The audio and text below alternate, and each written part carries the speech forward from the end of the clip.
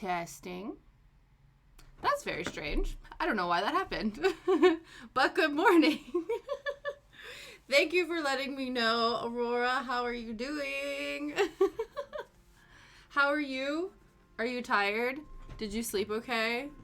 You've been busy, so you've been traveling all over the place.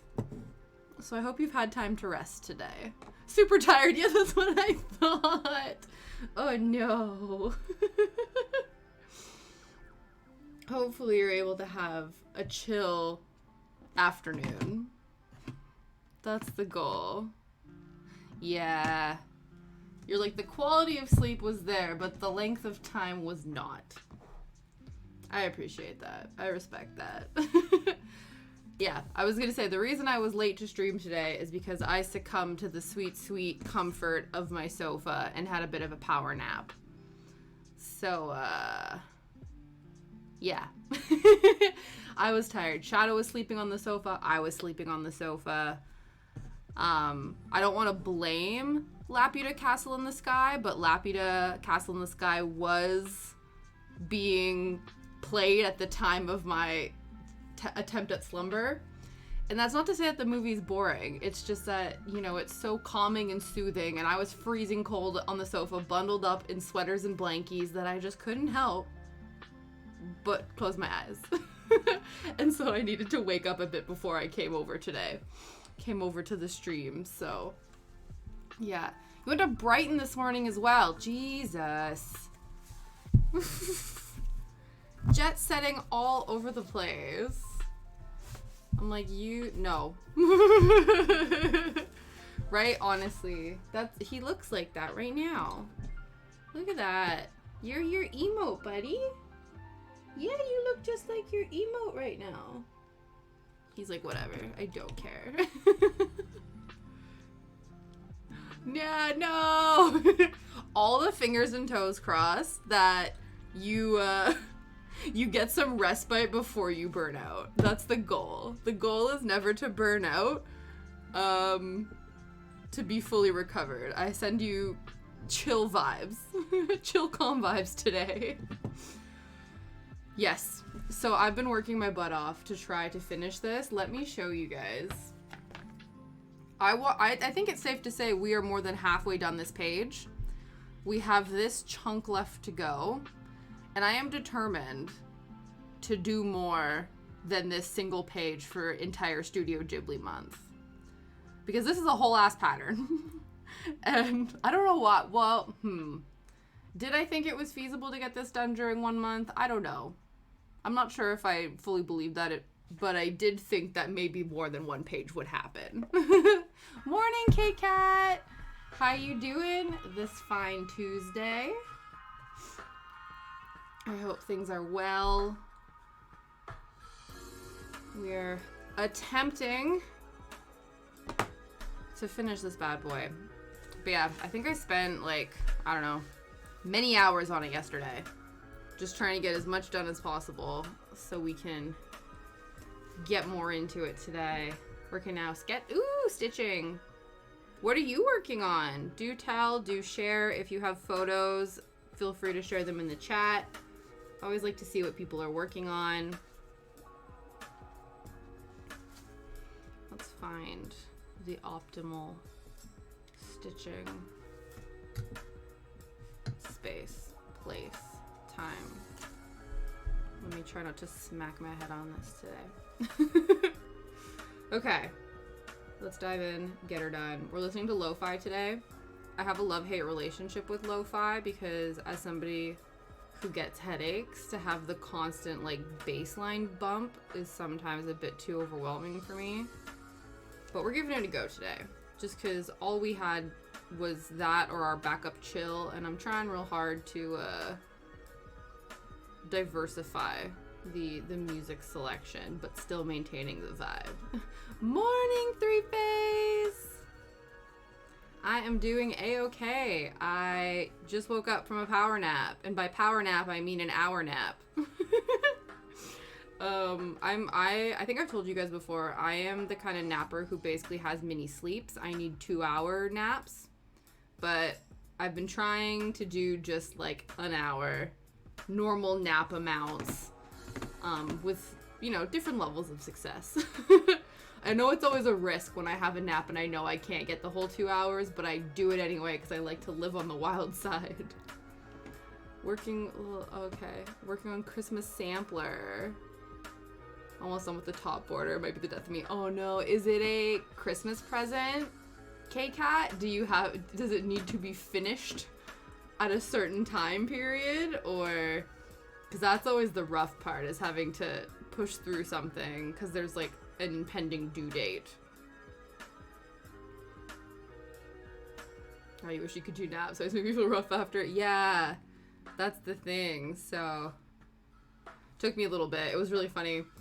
Liam sent me a message being like, oh, how's it going? Are you prepping from stream? And I sent him a photo of me like with a hoodie on, just like curled up on the sofa, like trying to wake up right now. Hey! So, yeah. But I'm awake now, so that's good. We'll see how long I last. I also did have a little bit of sugar. I had some little chocolate, some little leftover Halloween candy chocolate and things, so. Hi, Saul. Good afternoon. Good afternoon, sir. Absolutely not. I'm only at 3%. Oh, fair enough. Snowflakes. Oh, snowflakes is nice. That's sort of like, it's not like on the nose Christmas. It's like winter sort of theme sampler. Lots of frogging. Oh dear. Yeah, I don't know. Luckily, I've not had to do too much frogging. There definitely are a few mistakes in this. I've noticed that, where I think I added an extra row of something here, and so I had to like compensate something. So this particular pillar is a bit taller than it's supposed to be, but you didn't hear it from me. Yeah. Tips hat. I tip my hat to you, sir. See, I don't even think you're wearing a hat, Saul. I'm calling your bluff. I think you are not donning a chapeau with which that you could tip to me. But I hope you're having a fabulous day. See it being the beginning of the week. Luckily, it has stopped raining today, so that's nice. It was raining this morning when Shadow and I went for our walk. And usually, Shadow hates the rain. He's not a fan. But he loves being toweled off after he's been in the rain. It's like his favorite thing to come in, and then I hold up the towel, and then he rushes over and leans against me, and I like throw it over him, and then proceed to like aggressively start like rubbing his head and his butt and his feet, and he just loves it. But he doesn't like the getting wet part. He just likes the drying off part. Yeah. I put one on and then tipped it. Oh, there you go. You just have one on standby specifically for hat tipping. You're like, this is my hat tipping hat, specifically. Yeah, but luckily the clouds have cleared for now. Knock on wood, it stays that way. Because Shadow's gonna be hopefully meeting a new doggy friend today. Our friends got I'm trying to think what they got. I think they got like I think they might have gotten a Shih Tzu, or they got like a Shih Tzu cross. They got a little floofy dog, like a little floofy pup. And we haven't met her yet. Her name is Millie, and she's going to be coming over today, and they've never met. And so I didn't, I think the best place, because if Shadow gets really excited, he'll obviously have like a bit of the zoomies, and the zoomies are better to be done outside the house than inside the house. So I was hoping, that it wasn't going to be chucking it down on their first meeting, because then, I don't know, will have two really wet dogs running around. But we'll see how it goes. So knock on wood, and hopefully they like each other and they get along. And yeah, we'll see how it goes. I hoovered because I think she's a little dog. I don't know if she can fit under our sofa. Because Shadow, when he was a puppy, he used to like fitting under our sofa. And of course now, he's massive. Can't fit under the sofa anymore. But because he can't fit under the sofa and we just like shove things underneath there, I'm sure there's like crumbs and like random junk that's ended up under there. So I was like, I should probably hoover under the sofa just in case Millie could fit under there and she goes exploring. And I'm like, I don't know what's under there aside from like random toys and stuff. So yeah, I did that. Did my due diligence for the tiny dog, because I'm only used to big dogs now. I'm like, I don't know what it's like to have a tiny dog. I just know what to do with the large dogs, so we will see how that goes. And then, actually, I need to show you the best thing in the world. So I'm going to spill the beans. My beautiful friend Aurora, you know her in chat. She's fabulous. We are IRL friends, and she came over yesterday, and we hung out.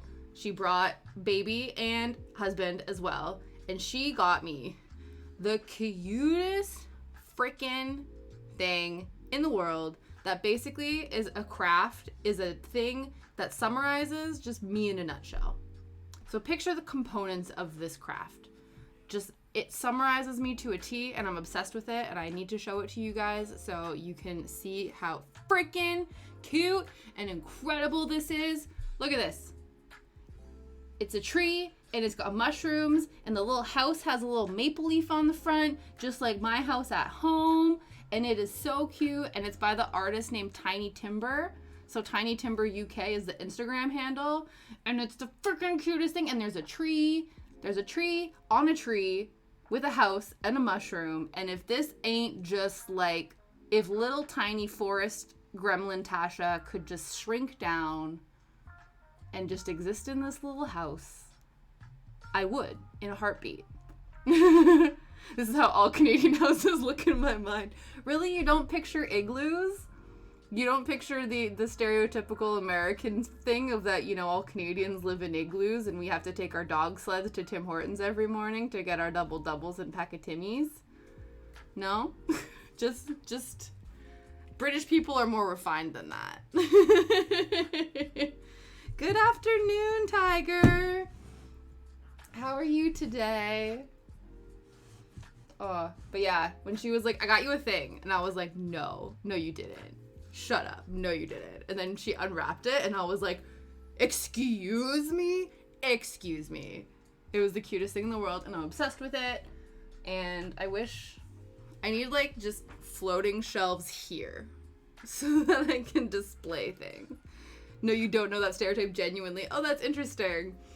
Yeah, that's funny. Yeah, that was like the stereotype that all Canadians lived in igloos because we're just so far north, even though we're not. Some people are very far north, but just that was what I was doing earlier, and this is why stream started at 3:30 today instead of 3. Hey.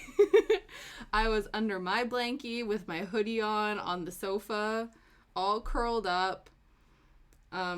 Saul will laugh at me because, again, I was watching one of my Studio Ghibli films and got a little bit sleepy, and it's not because the film was boring, it's because it was giving cozy, comfy vibes, and I had succumbed to the comfort of my sofa. So I watched half of it, and I'm going to watch the other half later. It's only because that usually happens. But it's good. It's fine. It's, you know, it's the perfect day for a little power nap because it's like, you know, a nice little snoozy day. It was raining. Give me a break. I was cold. But yeah, so that was good. But now I have 1.5 Ghibli movies left, which isn't bad. So I watched the penultimate depressing AF movie. The only one not available on Netflix. You have the whole debate in your head. No, exactly. Don't worry. I'm like, I know exactly what sort of judgment you're going to try and pass, and so I have it for myself. I know you don't judge. It's just really funny to point out. But yes, so this weekend I watched Grave of Fireflies, which has been touted as, in one vein... Actually, I saw the title of a review. The review was, this is the best movie you never want to watch again. And it's on a bunch of lists for being one of the best, like, World War II films in the world and all of this kind of stuff. So I had been forewarned that it was super, super depressing. Spoiler alert, but not really. Everybody dies. Like, everybody dead. So... They tell, like, you figure that out within, like, the first 2 minutes. Because they kind of start with that. So I was aware that it was going to be very sad. But I think because I had mentally and emotionally prepared for it to be, like, the most depressing journey of my life, I didn't end up crying. And then part of me felt a little bit like a soulless human being, because I'm like, this is supposed to be so gut-wrenchingly emotional, and I am not experiencing the gut-wrenching emotion. Like, is something wrong with me? Or maybe because I had built up. It's like, you know, when you built up a movie in your head, or someone tells you this is the greatest thing ever, you have to watch this, you're gonna love it. And then because it's been so hyped, when you finally watch it, it still is technically really good, but it almost doesn't ever live up to the intense hype that people have given it to you. That was the first time I watched Nightmare Before Christmas as well, and like a couple other films where everyone's like, this is the most amazing thing ever. And then I watched it and I was like, it's good, but it's not like knock my socks off amazing. So this is what it was, but for different reasons. It was like, this is the most tear-jerkest, you know, side effect, you know, just the most sad movie in the world. And I was like, it was sad, but I was obviously prepared for the sadness and therefore did not succumb to it. But it was a very good film. It was very interesting. The thing that I enjoyed actually the most is reading all of the sort of trivia and social commentary around the film, because there's a bit of like, depending on the generation you were brought up in, you might have different perspectives on how the protagonist acted and whether or not they acted selfishly or pridefully, and if that's a good thing or a bad thing. So that was quite interesting. Almost like reading. Sometimes the movies that generate the most interesting discussions, even if you don't actually know if you love the movie or not. I did enjoy it, but like, you know, it's not, I wouldn't consider it like my top movie. But if you come across movies that sort of have interesting discourse around them, that can almost make it more, like, make the movie itself better because of the conversations and the sort of stuff that got generated from that, if that makes sense. So yeah, it was interesting. It's like if you told there's a twist in the film. Yeah. Yeah, Liam's usually really good at, like, if there's, like, a twist ending for something, he'll be like, yeah, I knew that was coming. And I usually don't. I'm usually just along for the ride with most films. I don't try to, like, read too much into them at any one time. But yeah, definitely if there's, like, a twist or something, I'll be like, oh my god, like, did you expect that? And that's how I can tell it's a good movie, when Liam doesn't suspect the twist. But if he's like, yeah, I figured that was gonna happen, I was like, ah, okay. wasn't cinematic masterpiece. Yeah. Yeah, if you're able to sort of just, like, be along for the ride of a film, it's probably more enjoyable that way. Unless you enjoy, like, critically analyzing films. Like, if that's the thing that sort of, like, gets you excited, then absolutely, like, critique and rip the thing to shreds if you enjoy that. But if you can, you know, just enjoy a movie for a movie's sake, then do that instead.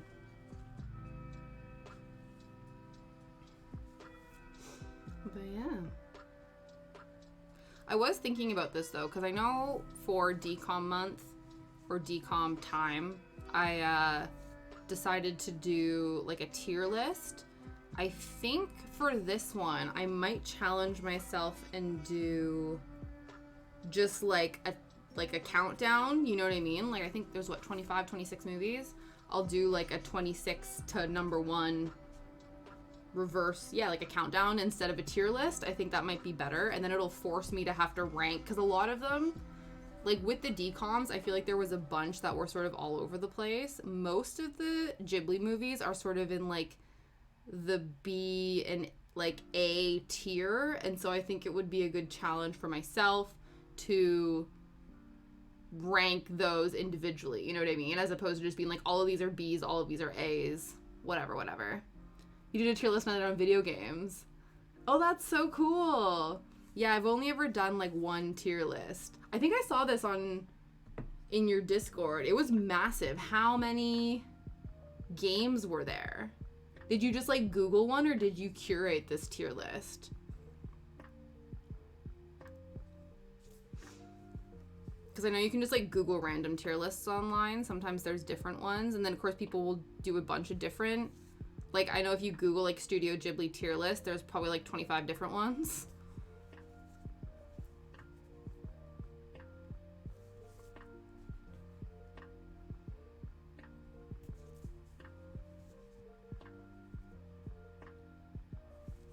Bam, that's really cool. And then did you just rank them sort of like F to S tier, or did you like customize the individual tiers? The person who spanned the wheel chose the video game channel. Oh, on this side had pre-made ones. Yeah. 100 games on it. Yeah, it looked pretty extensive.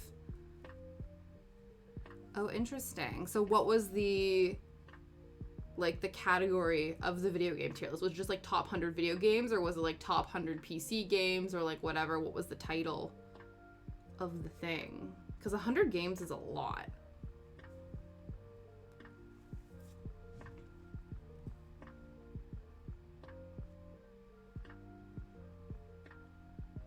Had to fire through it quickly. They were split into, oh, masterpiece, very great, great, good, decent, bad, very bad, and horrible. Fair enough. That's good. I like that.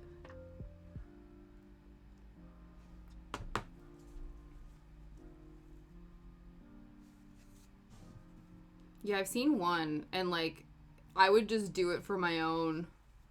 Was it top 100 game? Okay, yeah. I know, so there's this, I don't know who is the editor of these books, but I had a particular edition of this book that was called 1001 Movies You Must See Before You Die. I think it was 1001. And they would sort of go through each decade, and then as the edition sort of got upgraded and as new movies were sort of like, I guess, becoming more masterpieceful, they would then reissue the book and cut some of them to then include other ones. And I think they do that with, I think I had one, it was 1001 albums you had to listen to before you died, and they must have a video game one as well. I would assume they would. Obviously, ranking 1001 games would be ridiculous. But I'm sure that like, there's probably tons of different playlists like that. Yeah.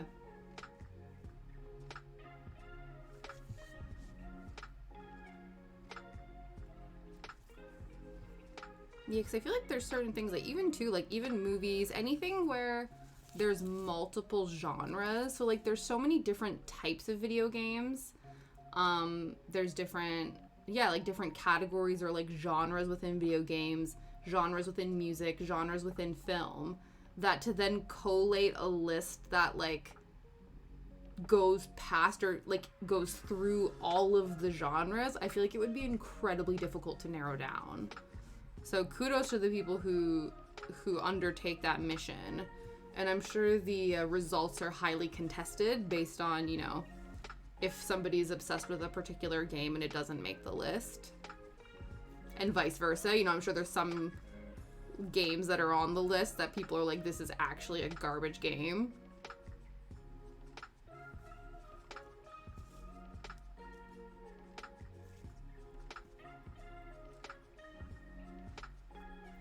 So I want to challenge, the challenge or the goal of today's stream is to get to the top of the first page on probably the right hand side. And then obviously if we can get to the other side, that would be fabulous. But I am determined we will do more than one page during this cross-stitching Ghibli month. Can you do it? What, get to the top of the page? I hope so. It's not a matter of if, it's a matter of when. And I'm hoping the when is by the end of today's stream, but we'll see.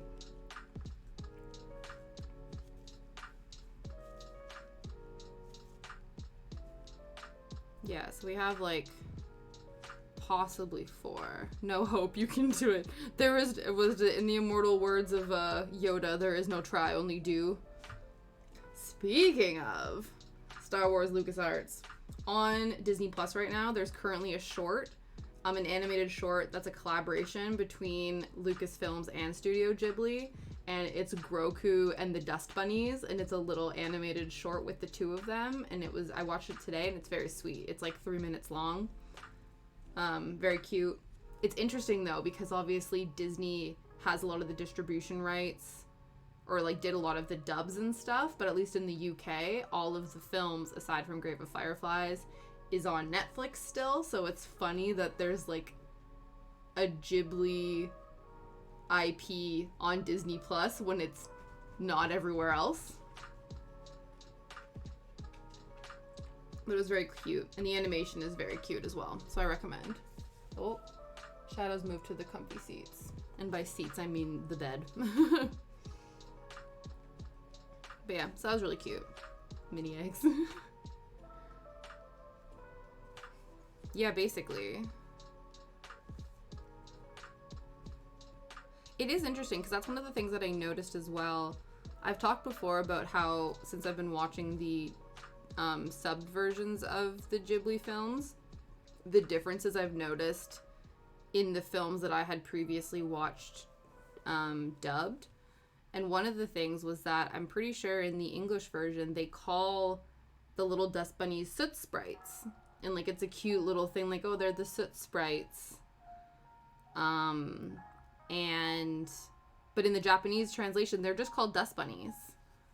And like, I don't know, like they sound so much more normal, whereas like soot sprite sounds so much more magical. But it's like, I don't know, in the translation they're like, no, they're just dust bunnies. Like they're not this like incredibly magical creature, even though they are.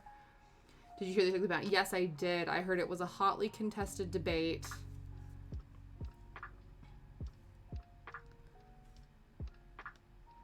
Are those the same things as the soot balls? Yeah. At least, you know, the Ghibli, like the little, they're in Spirited Away and in My Neighbor Totoro, where they're just like little black balls with like, essentially like little googly eyes. And they help out. I don't know, are there other soot balls that exist? Not in the GCU, in the Ghibli Cinematic Universe?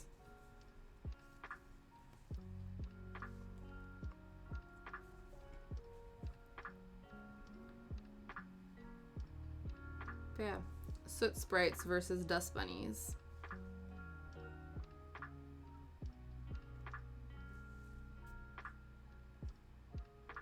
Yeah, they're called soot balls. Try to get up. Yeah. Absolutely. Hey man, you just call it like you see them. Because that's the other thing too, is when I was like, oh, they're dust bunnies.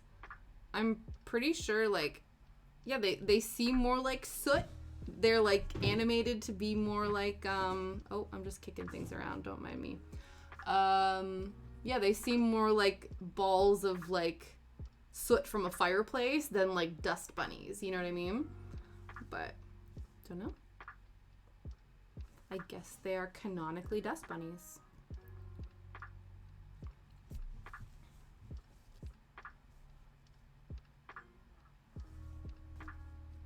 No sure that loves those movies and he calls her awesome. Oh, okay. Oh, that's really sweet then. So maybe they're translated slightly differently in other things as well. Yeah, I could get behind soot balls. Because that literally is what they look like. And maybe she doesn't want to get, you know, she doesn't want the Ghibli / you know, Disney corporation to come for her. So she was like, let's have something that is basically that, but like the generic version so I don't get in trouble.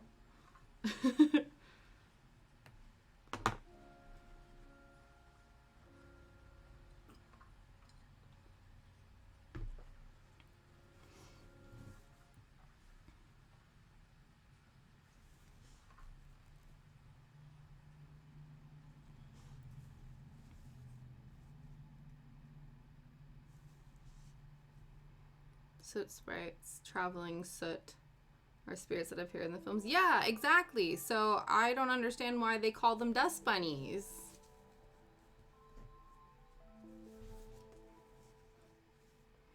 I'm actually really excited. I think I showed you guys one of the wares from my travels was this book. That was like a collection of sort of folk tales and short stories all about like woodlands and forests and stuff. And it's organized into sections, and the sort of, I think it's like 3 sections, and the 3rd section is all about like the mythical spirits in folklore like around forests. And one of them is about the Kodama, which are the tree spirits that exist in Princess Mononoke. So I'm excited to read about them.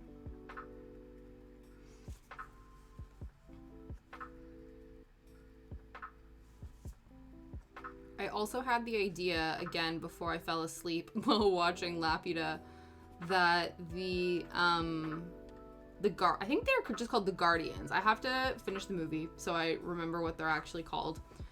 But you know the big robots that are like the defenders of Laputa?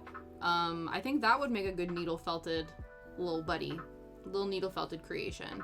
So I think after we finish Gigi this week, our final needle-felted character from the GCU will be that.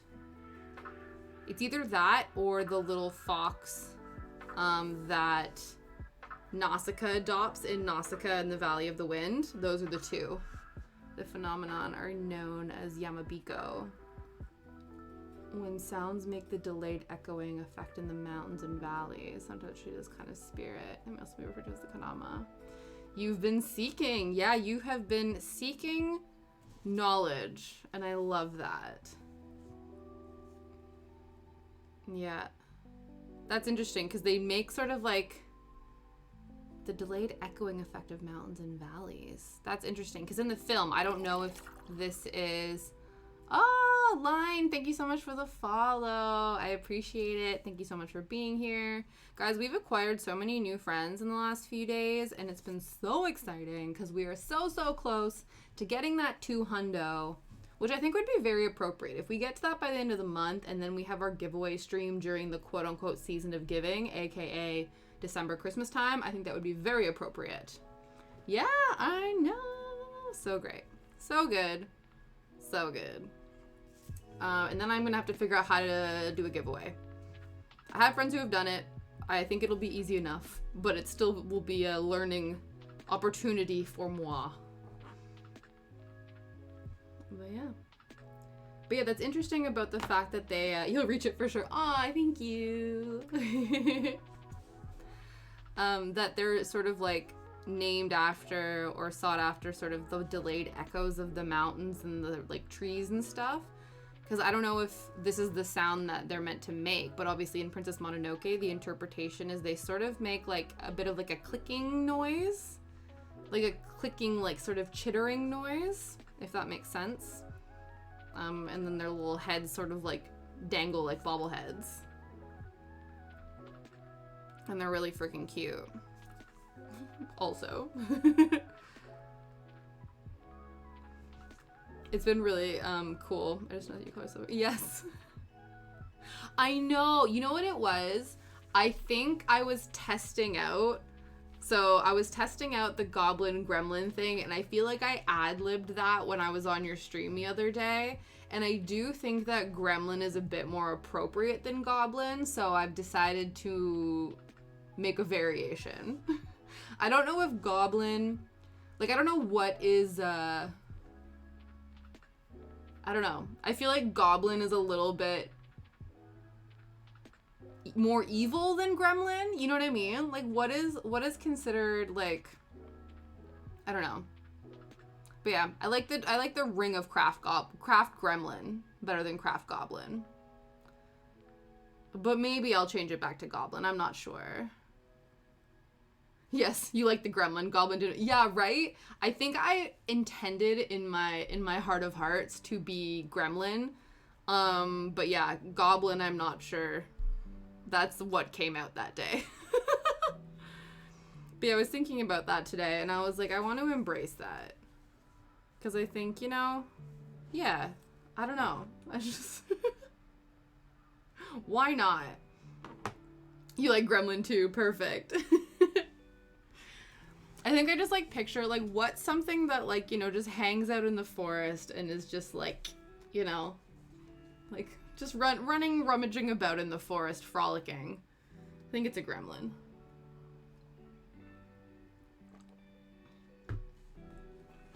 But yeah, gremlin was...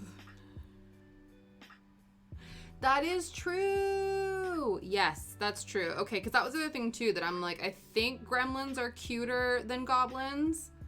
Not that I like have any desire to be, you know, I don't know. Yeah, I guess I like being cute. I don't know. I was thinking about this the other day. I'm like, as long as I'm attractive to my partner, I don't give a crap if I'm not attractive to anybody else in the history of the universe. So, you know, that part doesn't matter. Goblins tend to be evil. That's true. Yeah, we don't want to be evil. No, we don't want to be evil. We'll be like little gremlins. Yeah. But, you know, and it'll be fine. We won't, what is it? No water past midnight. What is the saying? Don't feed them past midnight and don't get them wet. Which, you know, fair. I think also fair. Because I get a little, you know, loopy after the sun goes down, so I wouldn't feed me after midnight either.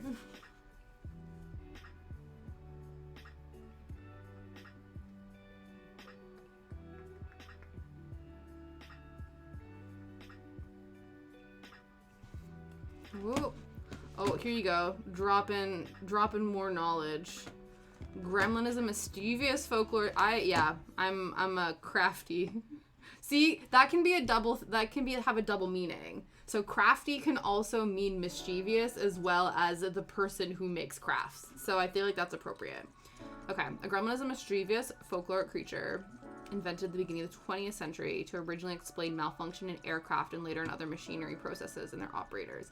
I remember this because there was a Treehouse of Terror? Simpsons Treehouse of Terror that had like a gremlin tearing apart like the bus or the plane. I know it was a spoof on a film, but I've definitely seen that imagery before. Depictions of these creatures are very wildly. Stories about them and references to them as causes of especially inexplicable technical and mental problems of pilots were especially popular and after World War II. Yeah, very true. Yes, Twilight Zone Simpsons parody. Exactly. Well, I don't know if I'm causing any, you know, technical problems. Could you imagine? It's like I'm astral projecting in my dreams and just like messing with pilots. No, I wouldn't do that. I rely too much on planes to want to mess with them. Are you kidding me? I'm like, get me back to my family safely, please. I promise to not mess with you ever. But yes, so definitely gremlin over goblin for sure. Yeah, crafty gremlin. Does it just mean gremlin who enjoys crafts, or are they a little sneaky? I love it. I'm okay with that.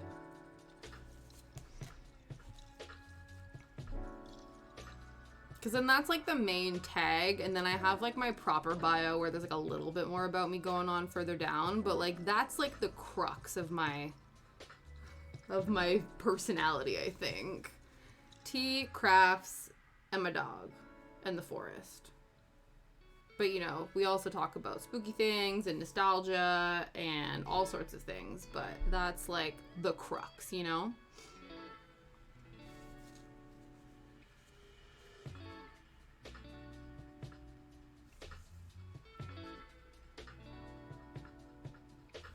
Though I guess, like, if Phantasma is the unofficial stream mascot and this is a ghoul, there's, like, isn't there sort of, like, a saying, like, goblins and ghouls? You know? But I also feel like gremlins and ghouls also works. On gremlins? Interesting. Oh, Dolls, first book. Ooh, I don't know if I've ever seen heard of the Gremlins. I've obviously done the Witches, Charlie and the Chocolate Factory. But I don't know if I've ever seen the Gremlins one. Interesting.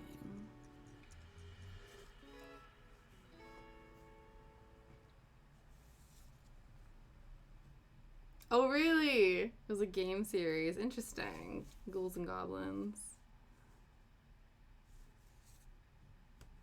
Yeah, I feel like that's something that they end up pairing a lot together as goblins and ghouls.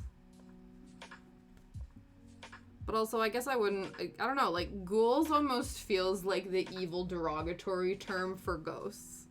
You know what I mean? It's like, if you're a ghost, you're, like, kind of cute and sweet and floating through the world. If you're a ghoul, like, you're being a bit nasty in the afterlife. So, maybe, yeah, we don't want that association. Phantasma, I'm sorry I called you a ghoul. My apologies.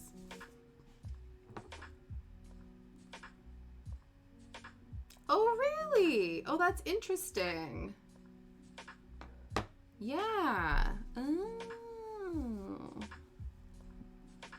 There you go. Geez, hitting us with all the knowledge today. I love it. Okay. Yeah, I'll have to check. You know, my mother-in-law is really into books and stories, and usually and lots of children's stories and things as well. So I don't know. I assume she consumed Roald Dahl books. So I wonder if she did the Gremlins and what her thoughts are on it. Love these. Honestly, absolutely. Any chance to get you acquiring knowledge, you know what I mean? The seeker of truths. The acquirer of intellect. I quite enjoy that as well.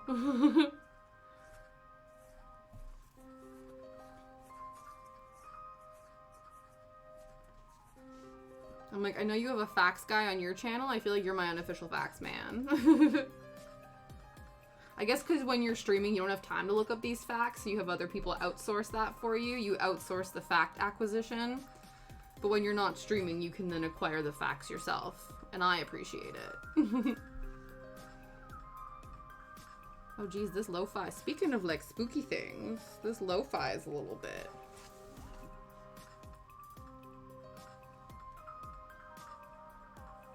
I kind of love this because it has piano in it as well.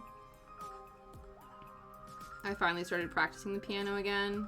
I think Shadow and Liam are tired of me constantly playing the same song over and over again. Because I wanted to see, how many of the songs I previously had known how to play, I could still play. And there's, parts of them that I have, but obviously not enough that I feel, quote-unquote fluent in the song.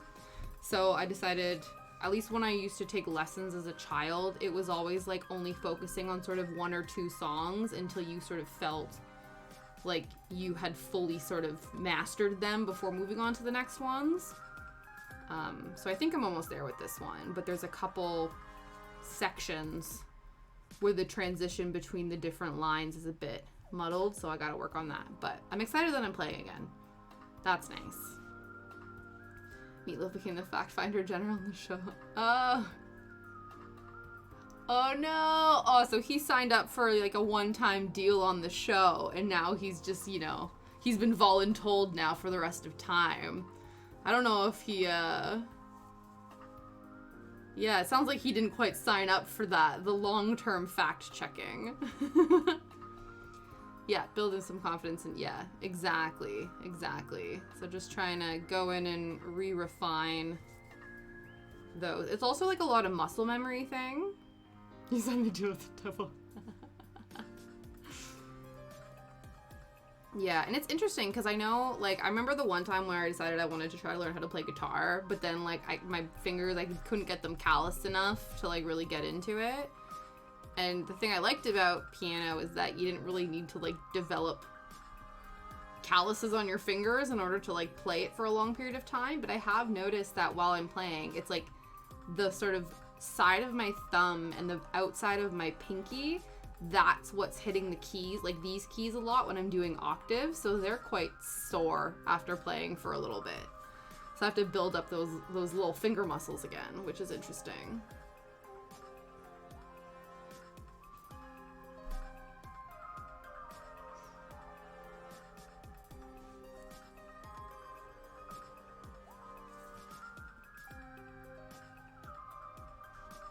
Yeah, this is kind of spooky. I'm kind of loving it. It's a little misty outside now. Sun's going down because it's getting dark too freaking early now. So I don't know what time it is. But yeah. I'm like, this fits the vibe. Mini eggs. Oh, I just clocked on why you keep typing that. Because again, sometimes I'm a bit late to the punch because it's already getting dark out. Yes, the teacup does have the Mini Eggs logo on it. You've done that twice now, and the first time you did it, I absolutely had no idea what you were talking about. Now I know. Yes, Cadbury Mini Eggs. Non-spawn. You knew you didn't. You tease me so, Saul. You tease me so. You're like, I'm going to say something, and she's not going to know what's going on, and we're going to see how long it takes her to figure it out. Did you expect me to get it on the second try? Or did you expect me to take a little bit longer? I would have bet on myself to take, you know, a lot longer to figure that out. So I'm quite proud of myself. It only took me twice. Oh, geez, Scoob. Yep. Fair. I would have felt the same for sure.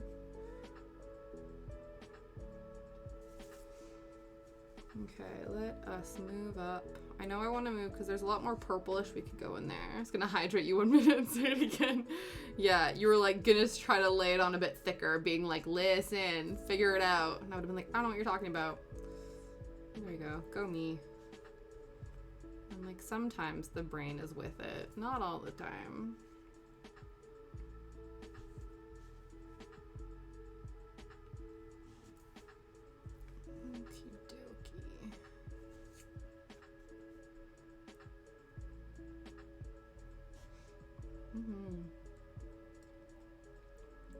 Drinking Cream of Earl Grey. I don't know why I was struggling with that. Cream of Earl Grey by David's Tea. I'm running low on the stash. I asked my parents if they could pick some up for me because I think it's universally in grocery stores, some of the flavors, so we'll see. They've sent me a parcel. So basically what happens is, I don't know if anybody else, you know, has international relatives that send you, you know, decent sized parcels of like presents, like either for birthdays or Christmas or whatever. So basically my parents realized like there's multiple ways to do it. So they have tried, you know, doing the UPS, like sending it, you know, tracked mail, whatever.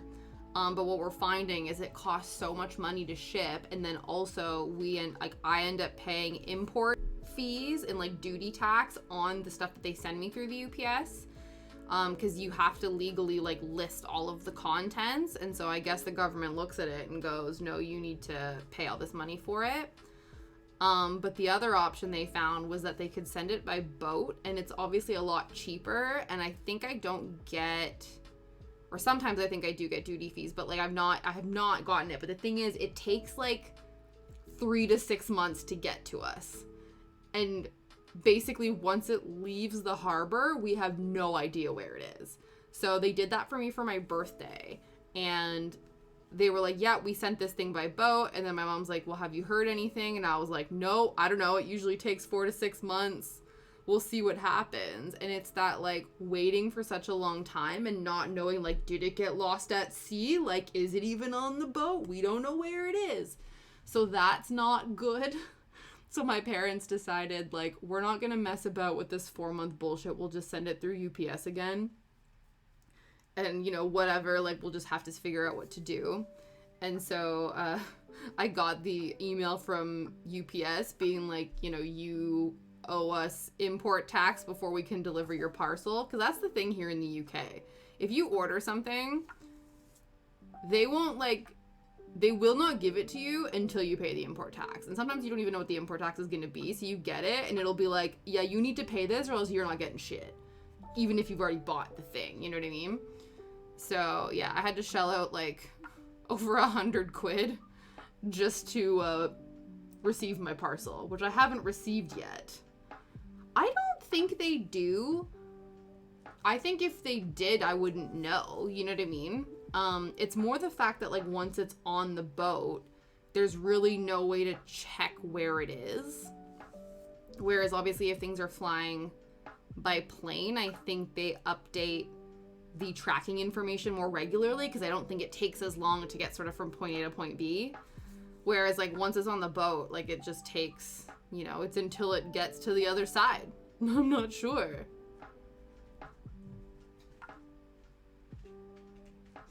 Yeah, I think too it also depends on the size and it depends like what it is and like how people, because there's ways you can get around it. I don't know if you're supposed to, but like people will sort of like undervalue how much the item is that they're sending, or they'll like, yeah, like they'll sort of lowball it so that you don't end up getting sort of dinged by stuff.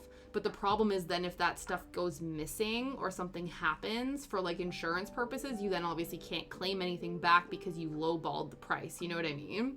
So I'm not entirely sure.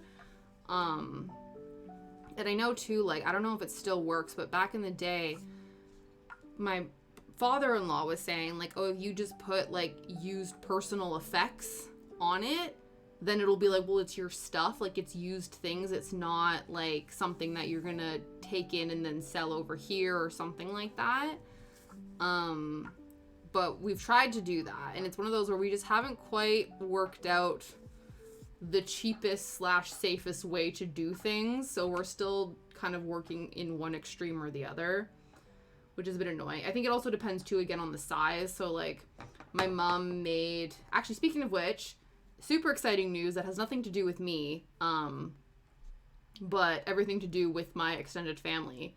You know, the baby shower that I hosted in October, the baby has arrived. So we've now been updated. The baby, Liam's cousin, has given birth, which is very exciting.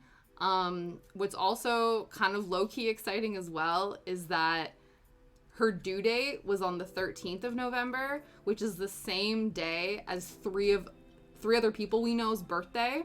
So I was sort of low-key fingers and toes crossing that she doesn't arrive on that day. And she didn't. She arrived a couple days later. So I was like, whew, we don't have to celebrate, you know, another birthday on the 13th. Right? Congrats from the stranger. Absolutely. But yeah, so that's very exciting. Apparently mom and baby are doing very well. So yeah, exciting stuff.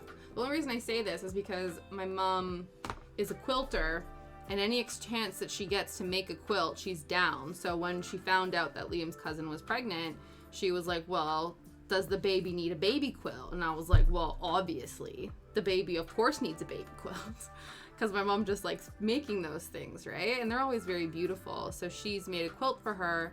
And then me and my mom worked on a quilt when they were here, but she finished it back in Alberta. So she's sending that over. So those are a bit heavy. I think one is like a double mattress size quilt.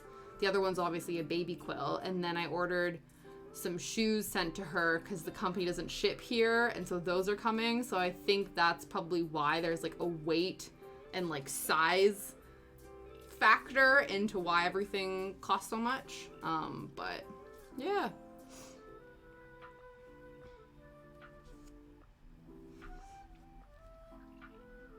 But it'll be very exciting because we have our like big kind of family Christmas like extended family Christmas party on like the 3rd of December.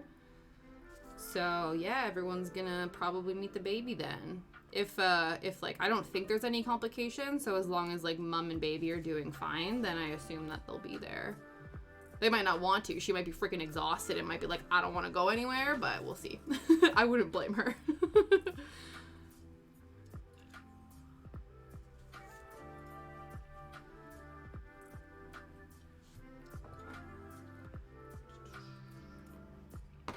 Oh, are you back over here? Maybe he felt excluded. He was like, well, I'm in the other room, and you don't seem to give a shit, so I'll come back in here. Isn't that right, Shadow?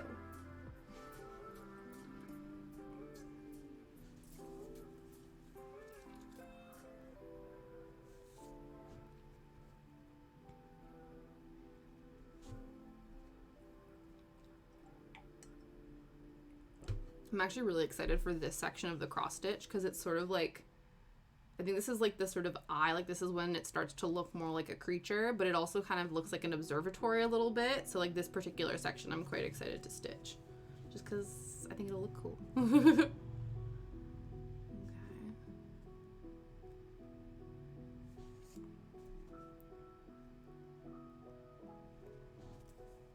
Hi Ray, good morning. I hope you're having a fabulous day. Go get your coffee, feed your littles. Always happy to have you here. Yeah, lurk away.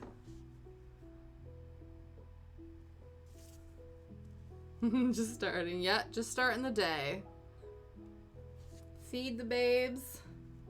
Drink the coffee. Live your best life. And as always, love when you start your morning with me.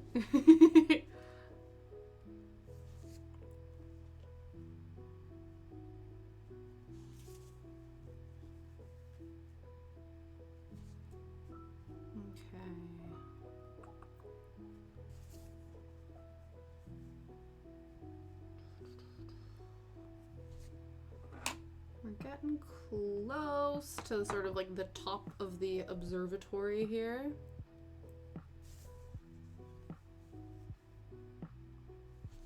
I think we'll park this here just to make things easier. Let's flip it.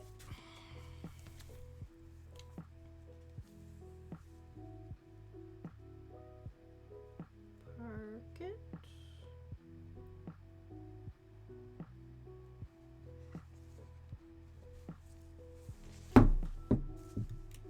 And snip it.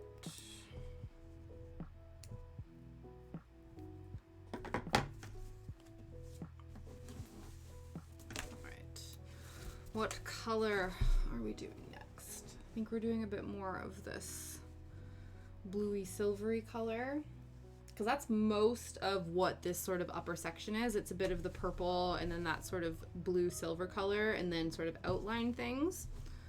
Probably good. And I did realize, greetings, Symbio.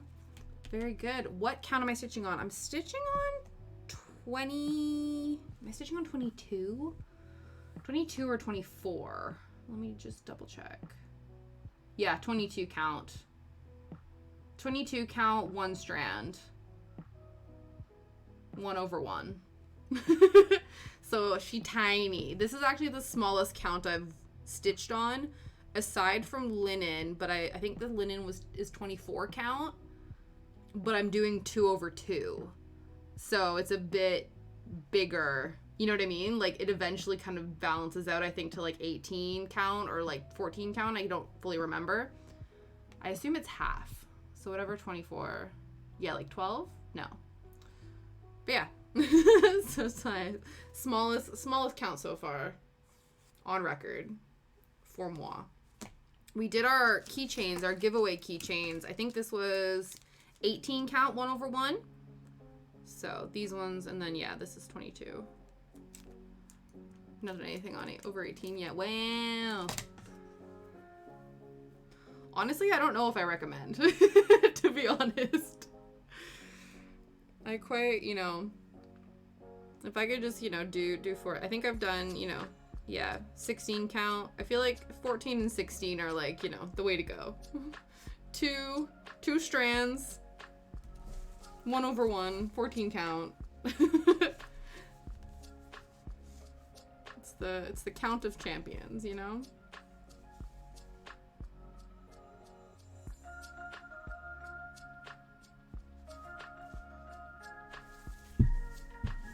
Are you working on anything currently?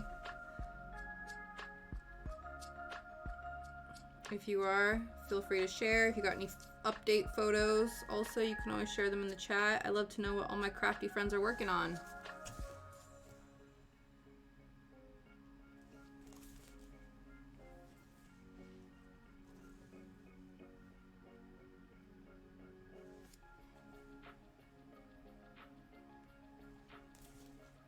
Like 18 actually.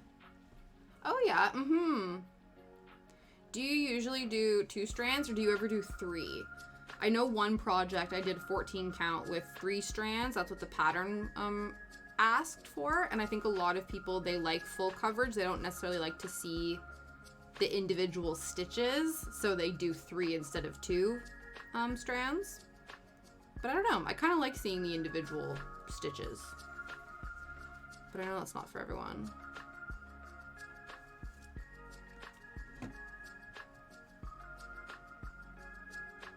Yeah, 18 I think is a nice size for sure.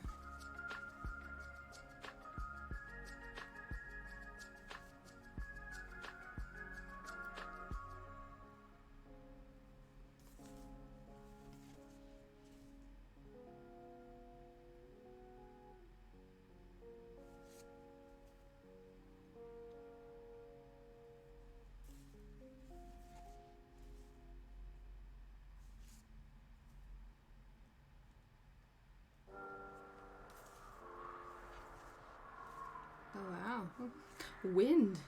There's wind in this song, guys. Wow. Why is this lo-fi and having more piano music in it than the chill section? Ooh. Oh, I just asked if you usually stitch on 2 strands or if you ever do 3 strands. Because I know some people feel like 3 strands of floss provides a bit more fuller coverage. And then you don't necessarily see the individual stitches. But I quite like seeing individual stitches. You usually do 2.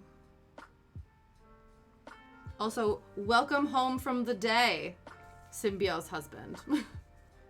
I hope the workday was good to you.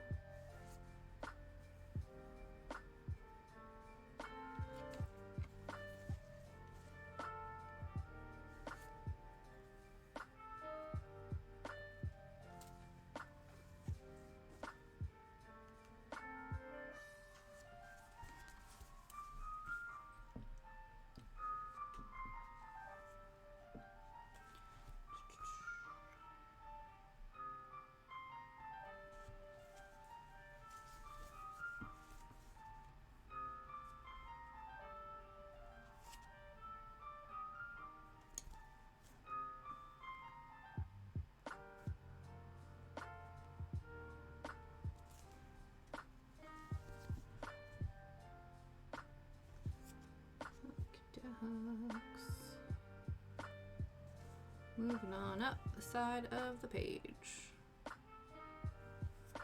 2 strands, yeah. Okay, you did 11 count 3 strands. Oh, yeah. 11 count is quite large, eh?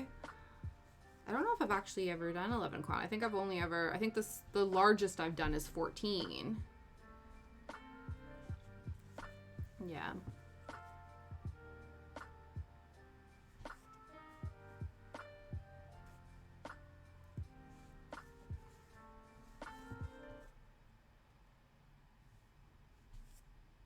Oh, yeah, yeah, definitely. I think one time I was in like the 4th grade and we did like a medieval unit. So we were learning all about like different, I don't know, medieval sort of levels and different things. And it was like this weird, it was kind of like, now that I'm thinking about it, we sort of like did a low-key like LARP session as a bunch of 4th graders because we were learning about like the medieval time period, and then each person in the class got assigned like a different role.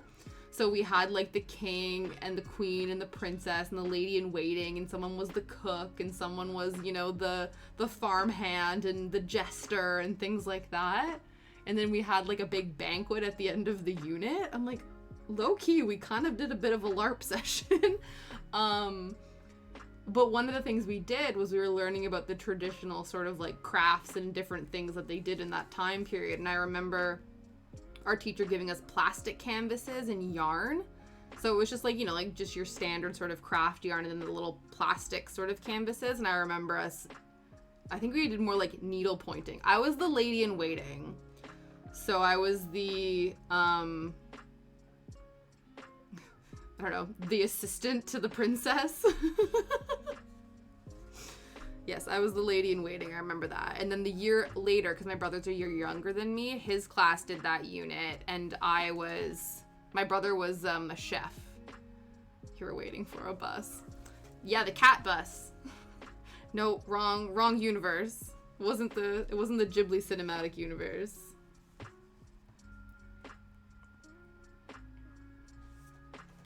Yeah, lady in waiting. I think waiting was like synonymous with like serving. So the lady who serves, the lady of the house, possibly. I don't know. It's been a hot minute. Yeah, he even had a name too. I think my brother, so his name was Cookie the Chef. I was like, cool. And I remember too, because they were having their banquet the same day as Pizza Day. So we used to have, you could sign up for Hot Dog Day and Pizza Day in primary school. And then so on Tuesdays, we got an order from, I don't know which restaurant gave us all the hot dogs. And then if you were like older, so we were, I think a year older, and then we would help dish out the pizzas. So you could like volunteer to help out. And so I remember my brother's class was having their medieval times banquet while we were delivering, I think it was Pizza Day. So me and another girl were delivering their pizza, and then everyone was all dressed up and stuff. And then because they were doing their banquet, we had like massive chicken legs that we then took outside with us for recess because that was like part of their banquet food. So it was like a trade. We gave them pizza, they gave us like meat bones. Lady in waiting or court lady is a female. Yeah, a female PA attending to the royal women. Exactly. I was a fancy name for an assistant. They should bring that back. Could you imagine, like, all the celebrities in Hollywood have, like, ladies in waiting? I don't know what the men equivalent is. I guess court nobleman? No, I don't know. Lady in waiting, man. It wouldn't be man in waiting. I don't know what the men equivalent was called. I'm sure Sol will tell us in a minute. Set your Googling fingies. Lurk, time for dinner. Ah, enjoy your dinner. Enjoy, enjoy.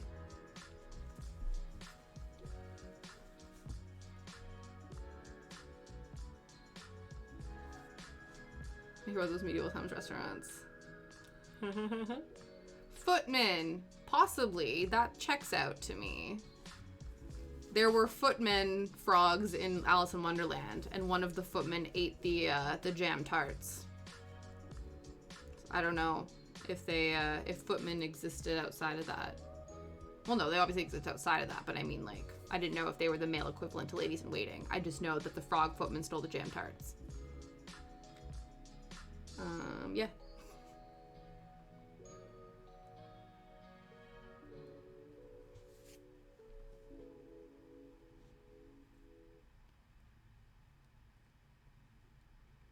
No, footman is something different. Oh, it is gentleman in waiting. Oh, okay. That doesn't have the same ring to it as lady in waiting.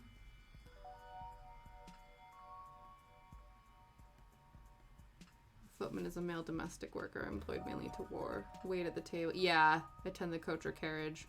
That makes sense.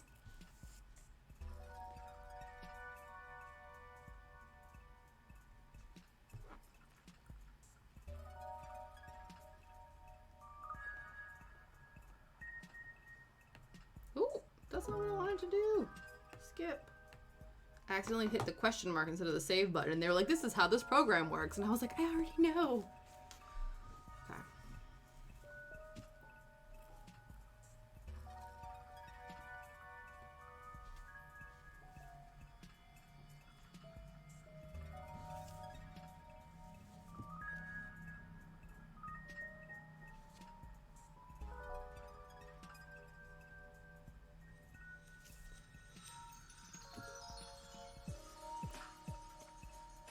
What magical music this evening. See, this is turning me around to the lo-fi situation. Hi, Bobix. How are you? I hope you're having a fabulous Tuesday. It's tea time. Drink my cold ass English. No. What am I drinking today? Cream of Earl Grey. And then you can ask Saul what cup I'm drinking out of. It is the mini eggs cup. Anytime I lifted this up to drink, so Bobex, this is the shenanigans you've missed so far. Anytime I was lifting this cup up to drink, Saul was typing mini eggs in the chat, and I had no idea what he was talking about. So I would be doing this, mind my own business, and he'd just be like, mini eggs. And I'm like, I don't know what you're talking about. And then I finally looked at my cup, because I forgot what cup I was drinking out of, and sure enough, it was the mini eggs cup. But anyway, I hope you are well. I hope things are good. There we go. Just getting a knot out of the back of the project. Because knots are not good. Knots are not okay. No knots in the project unless they're French knots, but we don't like those here.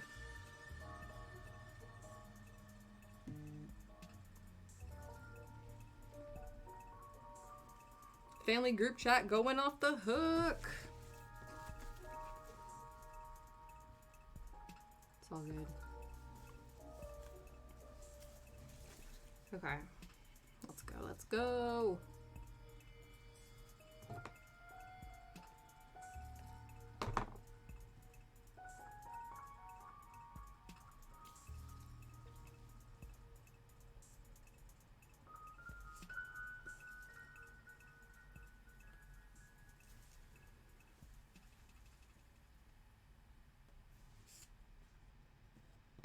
Oh.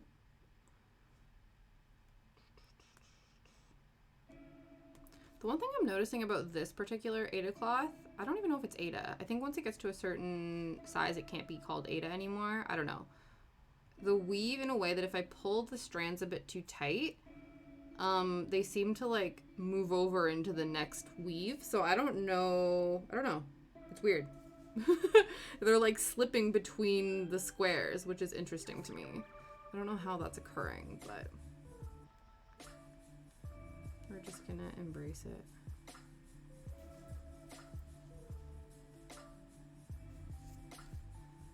Hokely dokely.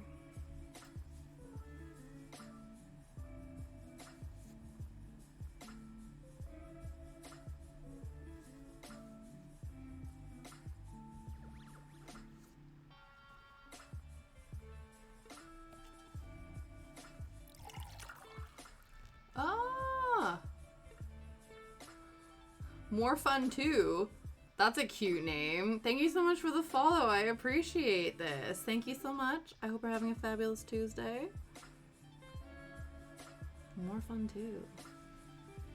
More fun for everyone.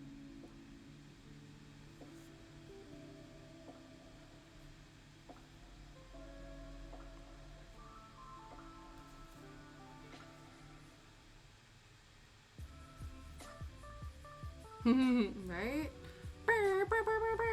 Tea hut, tea hut, tea hut. Because you guys know we're getting closer and closer. If we get to 200 followers, we do a giveaway where the giveaway options include a mini Phantasma to go with our mascot Phantasma. So this is the baby version of her, so you too can have a spooky little mascot in your life.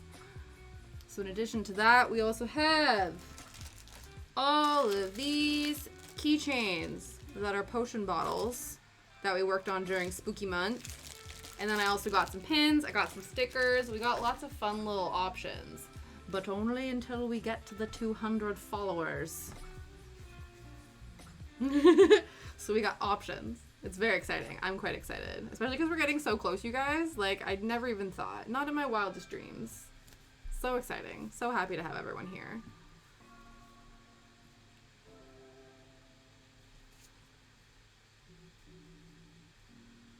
So we got that going on. We got another channel point challenge. That's what they're called. New channel point challenge. Hence why I've been practicing the piano again. I hope it takes a hot minute for that to be redeemed. Or at least like maybe not get redeemed. I don't know. We're working on it. Just so I have time to actually practice and get better at it. I shouldn't have brought it up. Saul's like, there you go. Thanks, friend. I need to try my best to make sure that the nostalgic singing, the nostalgic performance isn't like 50% Vanessa Carlton songs. Because I know 2 right now. And so far the... yeah. It's just me playing like Vanessa Carlton songs and then maybe a couple of other singer-songwriter songs. We'll channel our inner Terry Crews and rock out to 1,000 miles together. Anything is better than me doing S Club. No, you were fabulous. I was actually thinking of trying to learn that one on the piano as well. I think it might be feasible, but I'm not holding my breath. But no, I quite enjoyed. It was really great, guys. If you don't know, Saul invited me over to his channel on the most recent Sunday, and we did a nostalgic hour talk show talking about all my favorite nostalgic things. And we ended with one of my favorite nostalgic songs, which is S Club 7's Never Had a Dream Come True. We talked about why it's nostalgic to me, and then Saul then pulled up a karaoke version and proceeded to serenade the group with Never Had a Dream Come True, and it was fabulous. And I was doing my best, like, 90s, 2000s pop dance moves in, like, solidarity, and I was, like, doing the wave and, like, had my fake lighter, and it was fabulous. I had such a great time. I was, like, smiling ear to ear like a gay fool. It was great. And I want this to continue. I want other nostalgic hours so that I can see you serenade other people's songs of choice as well.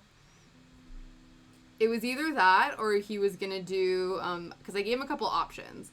Because one of the things I said was, you know, I'm quite a nostalgic person, but I am aware that sometimes things are very nichely Canadian, and I don't know if what's Canadian nostalgia niche, what's just 90s, 2000s niche, what's just like a weird thing that I was obsessed with as a child. So I gave him a bunch of options for every category we talked about.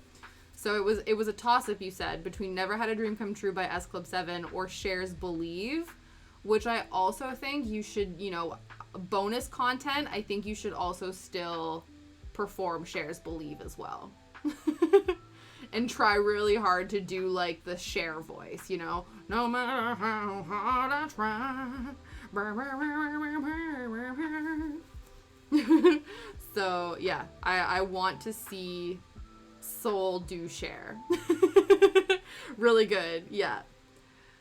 Believe. Do you believe in life after love? That was on the list because that was mine and my friend's bowling song.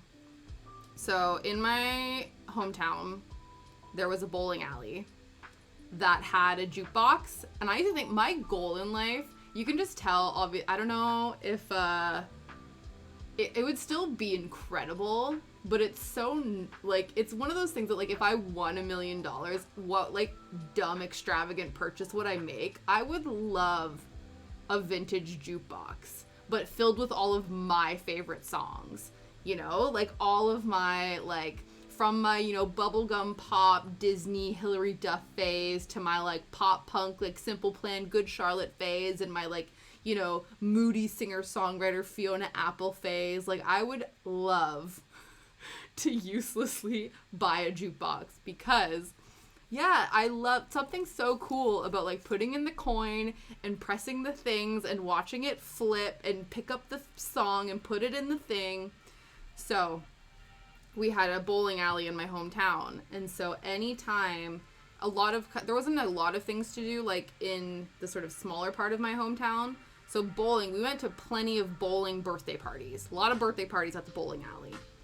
And then sometimes, too, they started then doing rock and glow bowling. Did you guys ever have this? Where they would put black lights in the bowling alley, and so you would show up and wear white, and then your, like, clothes and stuff would glow while you're bowling? It's a party. It's a fun time. And then that's when you could tell who...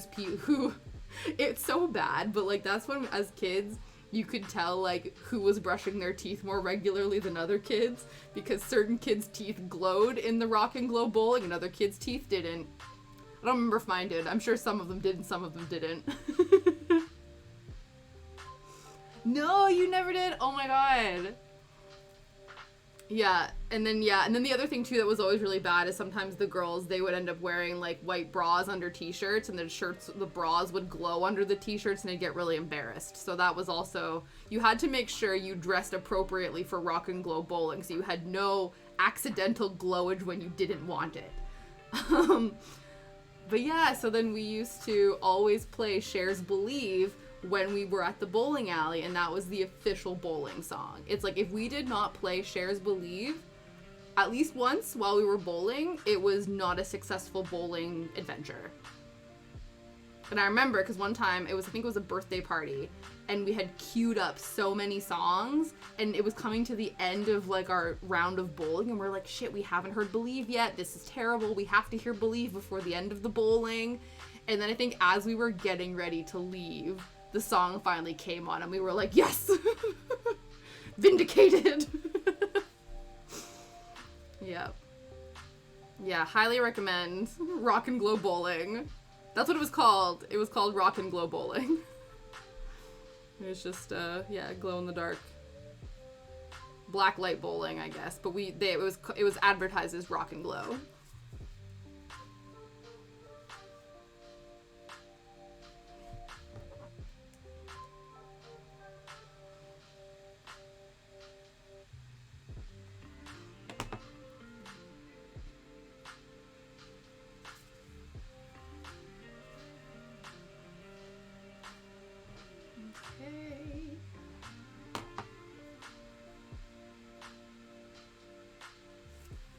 the exciting thing about this color is that part of the color is actually at the very top of this page. So you'll get to see like where our end point is for this, like where the goal is, the goal post, if you will, for this project. Make sure we are doing the right amount. 1, 2, 3, 4, 5. 1, 2, 3, 4, 5. That's another one. I was just thinking 1, 2, 3, 4, 5. Lou Bega's Mambo number 5. This is another thing that happened, is that literally on the day. No, is it? Well, next time we hang out, we'll have to play it. I think we have to play it. That's amazing. And then we can do our best Cher impersonations while it's playing. It is. It honestly is a bop. That song, like, it is a banger. 10 out of 10. Recommend. But yeah, Lou Bega's Mambo number 5 is also a deeply nostalgic song for me. That was the thing. So it wasn't until, like, when it was first suggested and, like, brought up, like, these are all the different categories, and I was struggling with some of them, and then the day of the stream collab, I was like, oh, I could have suggested this song, and I could have suggested this film, and I could have suggested this thing. Missed opportunities, but that's okay. It just means that he'll have to have me, you know, Saul will have to have me back to talk about more nostalgia.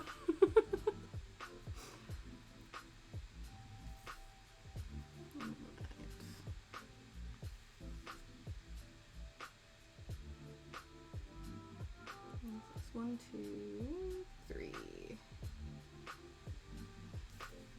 Because honestly, I think we should. That's really nice to hear that people had kind words to say about our collab. Just need to create more opportunities instead. Exactly. Yeah. I'm like, the nostalgia bank is full. We've only just scratched the surface.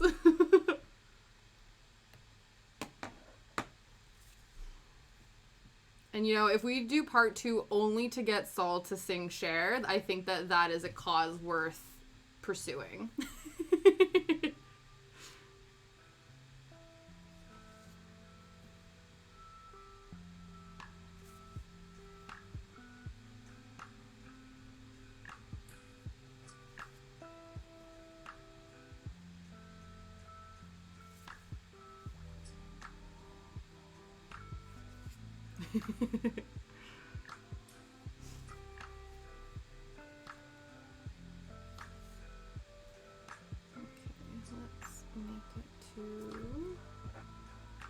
Section so I can show you guys the end of the page goalpost. I'm also realizing too, there's actually a good 20 squares that don't have stitches. So this actually isn't a full coverage page like I thought it was. It's like a 99% full coverage page.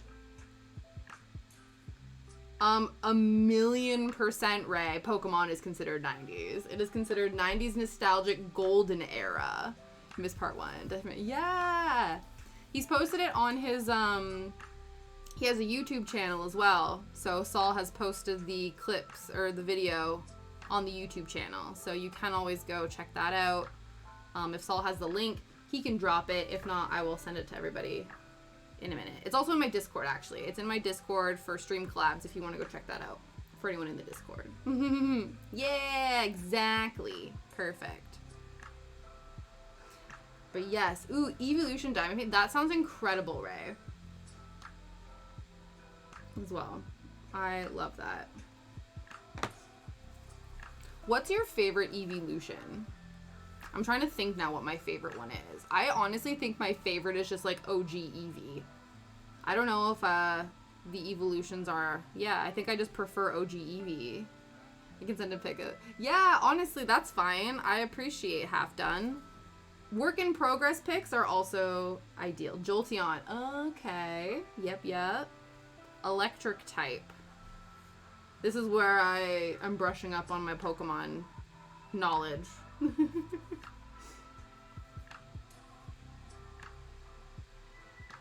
I remember years ago, I still, every once in a while, I haven't visited Sporkle in a long time. So Sporkle's like a trivia website. and they have like a list. See if you can list all 150 like first generation Pokemon in under a certain time limit.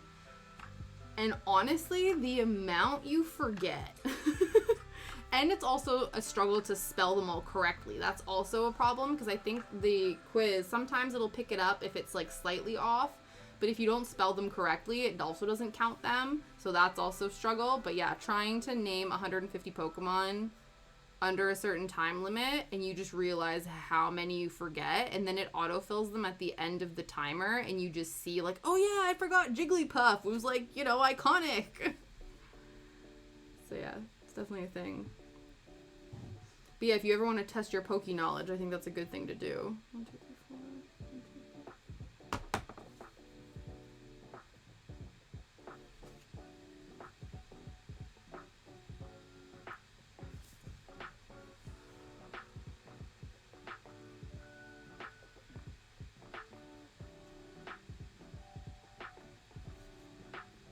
Like the Pokédex in my brain hasn't been updated in a while.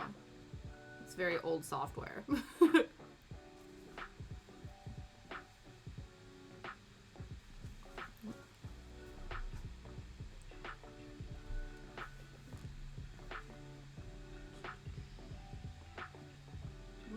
I doing with my life? It's the boop-a-doo. It's Nostalgia Tash's Tea Party. So I updated my logo recently, so it's the one with the mushroom and the teacup.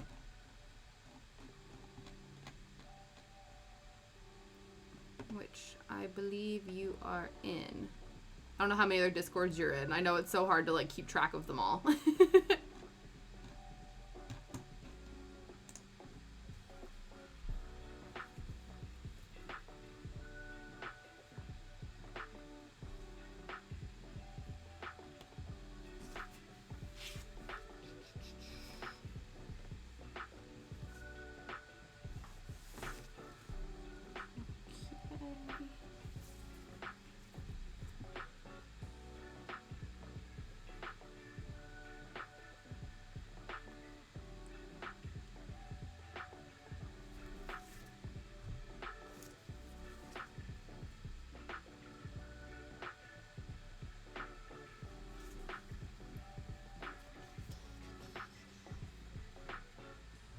Let's make sure we do this correctly. 1, 2, 3 on the 4th. 1, 2, 3. Is that the one here?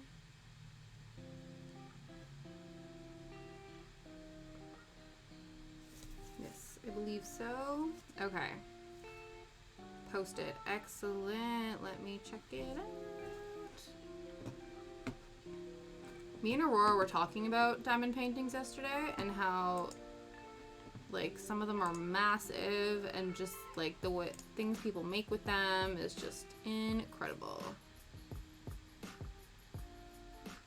Oh, that's really cool. I like that. So it's okay. So you have Eevee, Jolteon, Vaporeon, Flareon. Ooh, I don't know if I know the other ones. Aw, yay!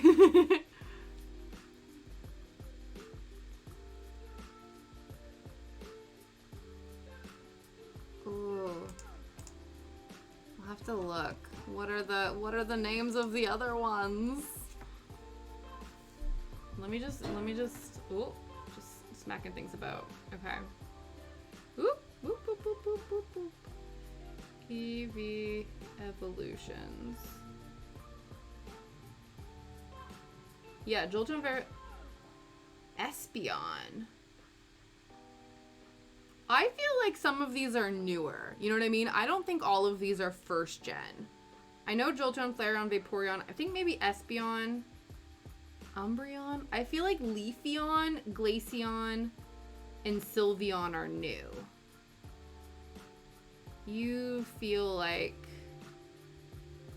you are not a first gen evolution. But knowing that there's a leaf one, I think that's my favorite. Because you know how much I love me some trees. I think but maybe before that, I would have maybe said Espeon or Flareon. Flareon's pretty cute. Yeah, Sylveon is the newest. Last evolution they made. What type is that?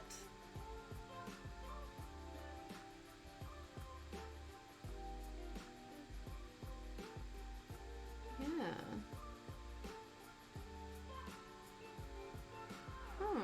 Oh, fairy type. Interesting. First introduced in Pokemon X and Y. That's pretty cute. But you're Team Jolteon. Yeah, cool. Yeah, Leafeon. I think that'll be my choice for favorite evolution. Leafeon followed by Flareon.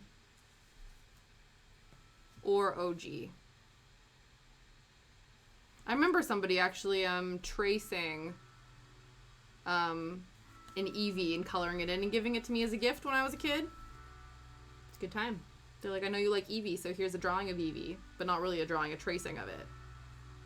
I'm like, thanks, friend. I love it. All right, so this is the top of the page, friends. Right here, that's the goal. That's where we're going. That's where we're heading today.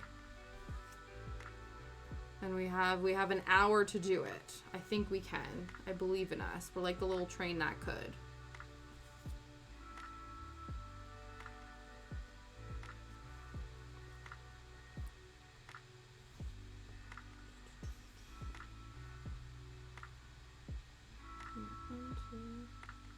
On the floor. Yeah, okay. Excellent, excellent, excellent. And then once we finish this thread, we'll probably do we'll do a bit more of the purple, and then we'll do the sort of brown, so this dark kind of outline brown, and then there's like the even darkest outline blue. Those are also up here as well. So we'll do that in those sections. Just so it feels like we are getting her done. Because I'll be damned if the only thing we get done this month is the single page. Not on my watch, friends.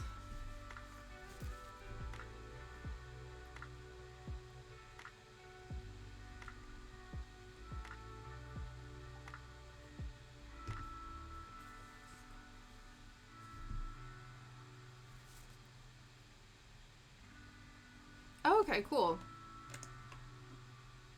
Yeah, that's a gorgeous photo. It's gonna be so cool when it's done. How much did you say you had finished? Half done. Yeah, that's really cool. It looks like how many hours do you think you've put into it so far? Because it looks like quite a large diamond painting. Oh, excuse me.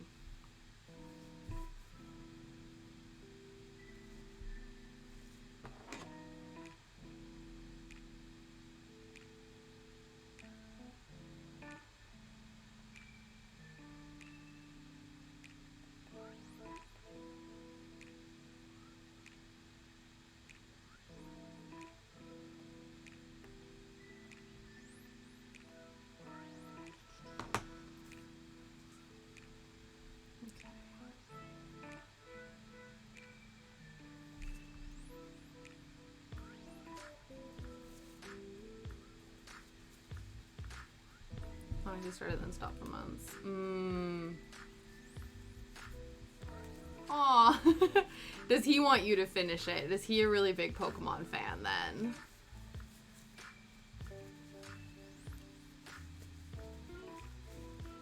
Yeah. Or was he suggesting, like, 'cause I know, like, for me, when I'm burnt out, crafting actually helps me, but obviously sometimes when you're in the thick of it, it's like, I don't want to do anything.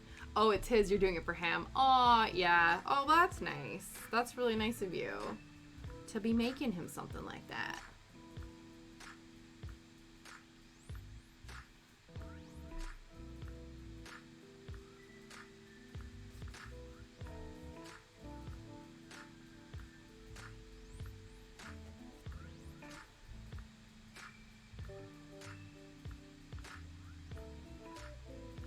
Do you have any other diamond paintings? Yeah.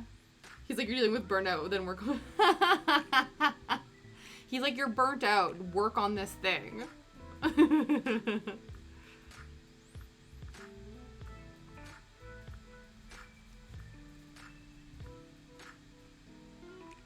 Do you find it's making you happy, or you find it's not helping the burnout?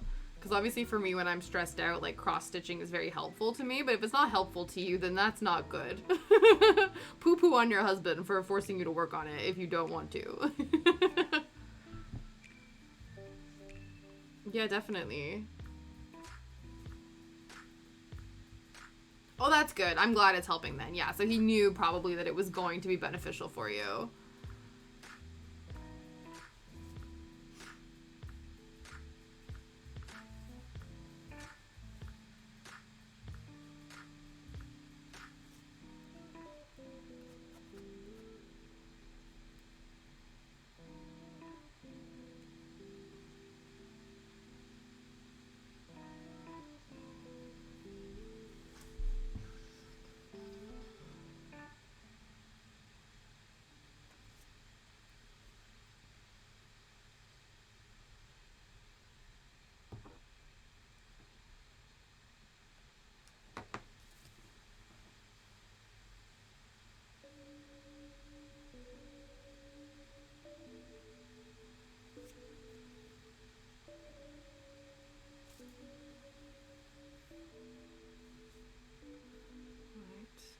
This is mostly the, like, observatory tower eyeball situation. I'm so excited for the eyeball. I don't know why. I'm just like, oh, it's gonna start pulling it together. I think that is the moment where it's gonna start looking like the castle. I think right now it's, like, kind of getting there, but it's, like, not 100%. I think once we get the eye on this dome, it'll be like, okay, this is Howl's Moving Castle.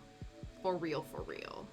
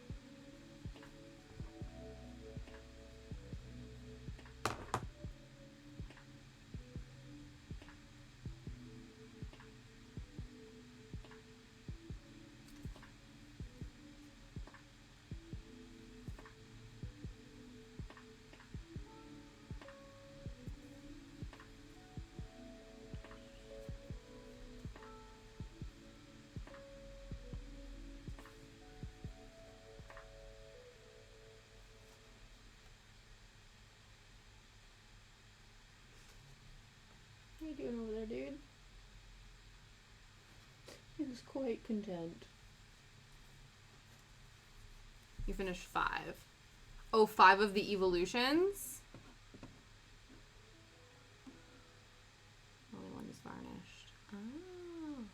You varnished the diamond paintings? I did not know that. I guess, is it like to seal the paint, like to make sure that the diamonds don't come off? You know what I mean? Oh. I'm like, what? I did not know that that's a thing.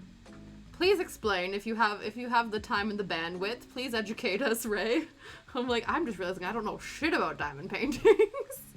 Oh, that's so interesting.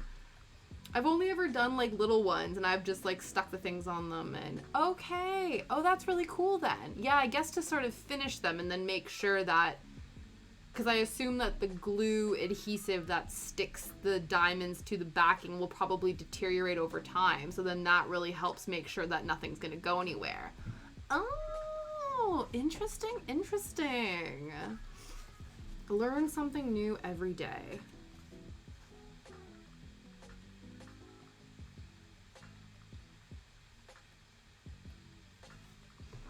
Yeah, Mod Podge is like the universal craft product. I love it.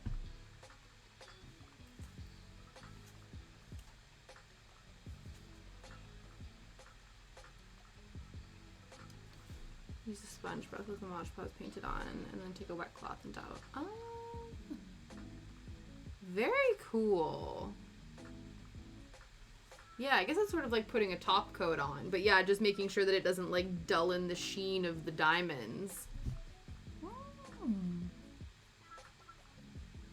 Yeah, that makes sense. Very cool.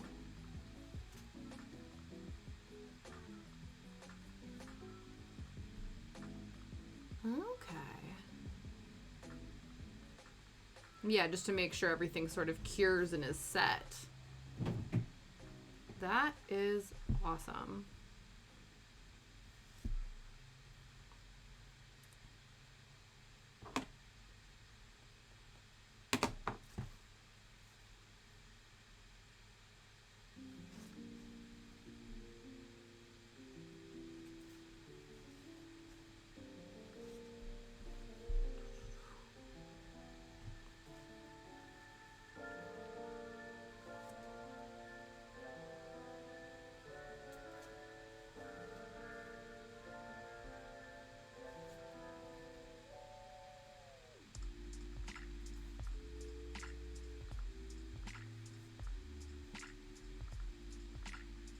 See, this is the more traditional lo-fi that I'm used to.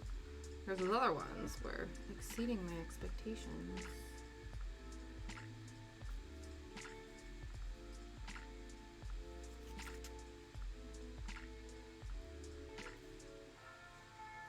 Having to all the rest of the dress. Yeah.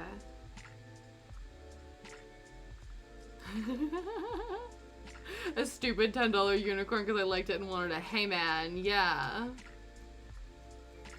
Absolutely. No, it's good that you're pushing through the burnout, but doing something that you enjoy. You know what I mean? Because it's not, I don't know, I feel like it's not fulfilling and doesn't help reverse the burnout if you're pushing through things that are not enjoyable. You know what I mean? So kudos to you for pushing through and crafting. Because you know it's helpful. I love that. Stupid $10 unicorn. Hey man, if the stupid $10 unicorn brings you joy, you diamond paint that stupid $10 unicorn. 1,000%.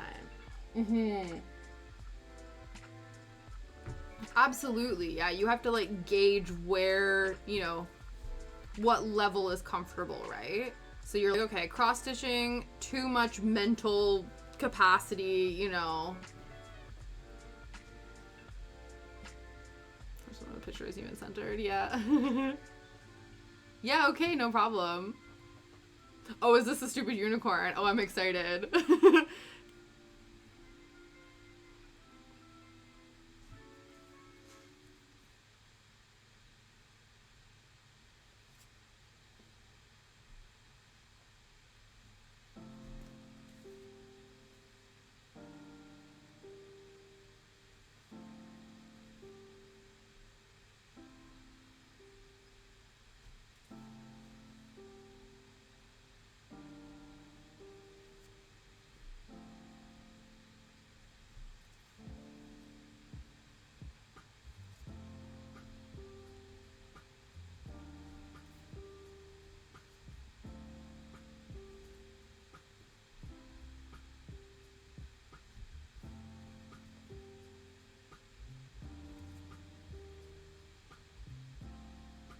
Okay, so that's the goal.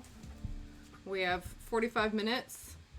I think we'll finish it. We'll get to this top corner because once we finish this thread, we have 3 colors sort of in that corner, but we can get away with I don't know. If we do 2 of the colors, I think that will make me feel like I've achieved. Like I have achieved the goal of the stream today.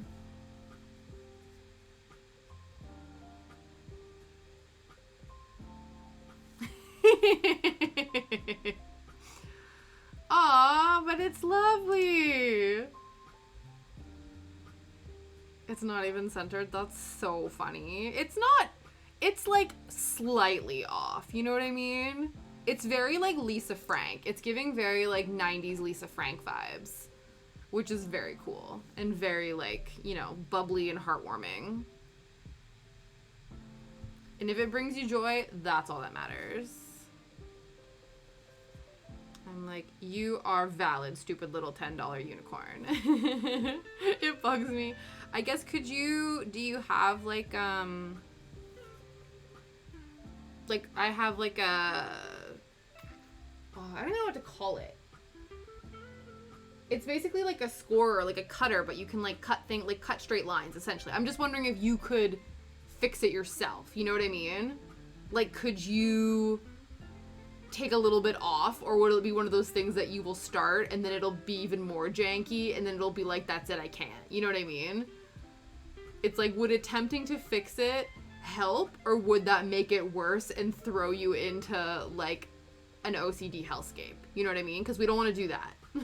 We don't want to compound the burnout with like an OCD anxiety attack situation. We don't want to do that. So if attempting to fix it will help, I am a good component to that. But if it's going to make things worse, don't touch it. Don't mess with it. Should I fine? Yeah, absolutely. Yeah, it's like if you can push through the irritation, it'll be great. But if you can't, like, well, you'll have to, chuck it in a drawer, make it disappear forever, yeet it out the house, you know?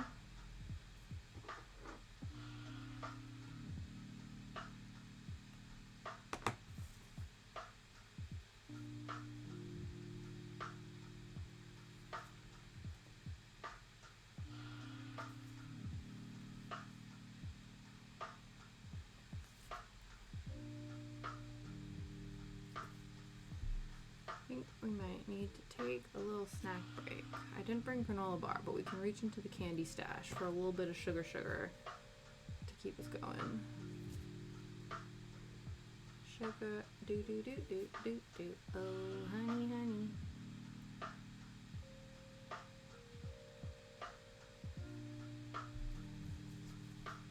You are my candy girl, and you got me wanting you. Did I mess this up? I don't think so.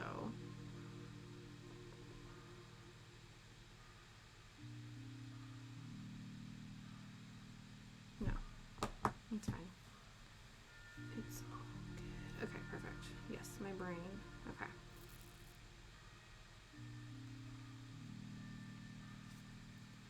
Gonna hang out in my daughter's room. Ah!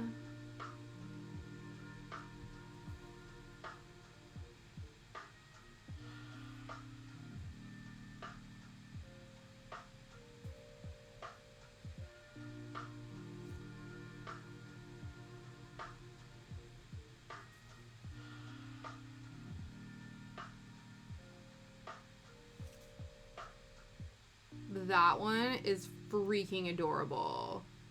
Guys, if you're not on the Discord, it's basically a Mickey Mouse and a Pikachu, but they're wearing like onesies of each other's outfits. So Mickey Mouse is wearing like a Pikachu onesie with a hood, and then Pikachu is wearing like a Mickey Mouse onesie with a little hood, and they have each like the person's ears. That's so adorable. That is the cutest little crossover I didn't know I needed. Adorable. Next level cuteness. Can't even. That's even cuter than the Grogu Soot Sprite crossover. Are you kidding me? No. Can't handle it. I cannot handle the cuteness. Too much cuteness.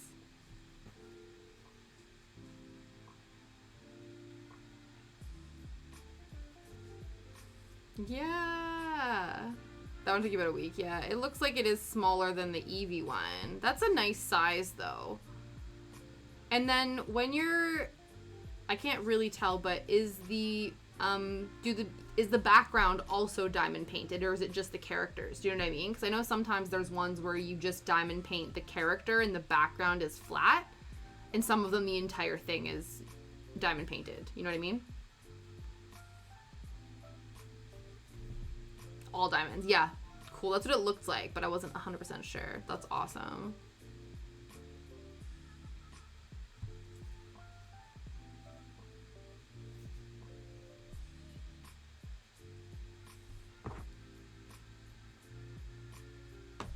Oh, see right where this little dot is here? Right where this little guy is? That's where the eyeball's gonna go. It's gonna be awesome.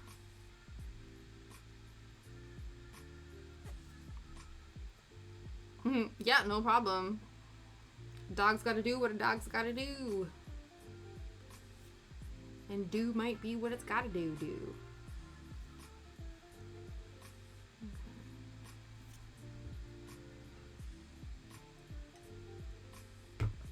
Oh, that was like the coldest sip of tea in the world. It's alright, that was still tasty.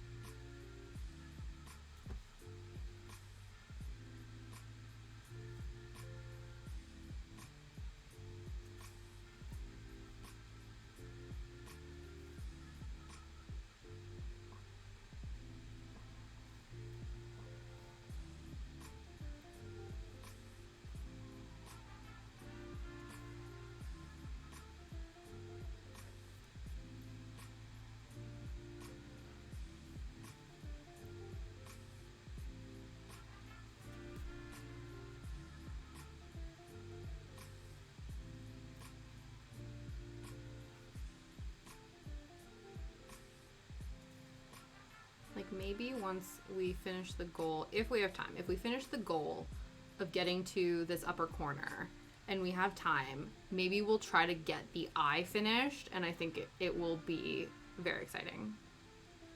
I'm most looking forward to it.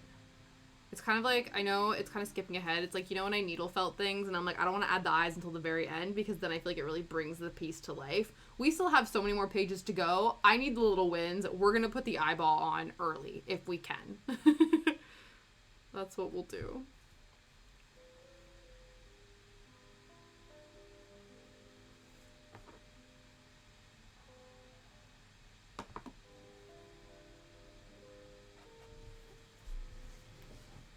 Let's reassess. Actually, let's have a stretch. Let's reach into the candy jar. What wares do we have? Ooh, we're running a little low on a few things, but let's give it a shake. There we go. I do have more snacks that I can use to top it up, but I feel like I've had some things in here that probably need to be consumed before I like fully top it up again. You know what I mean?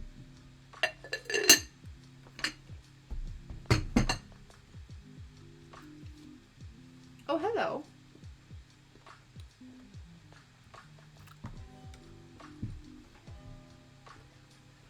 Or are you abandoning me again?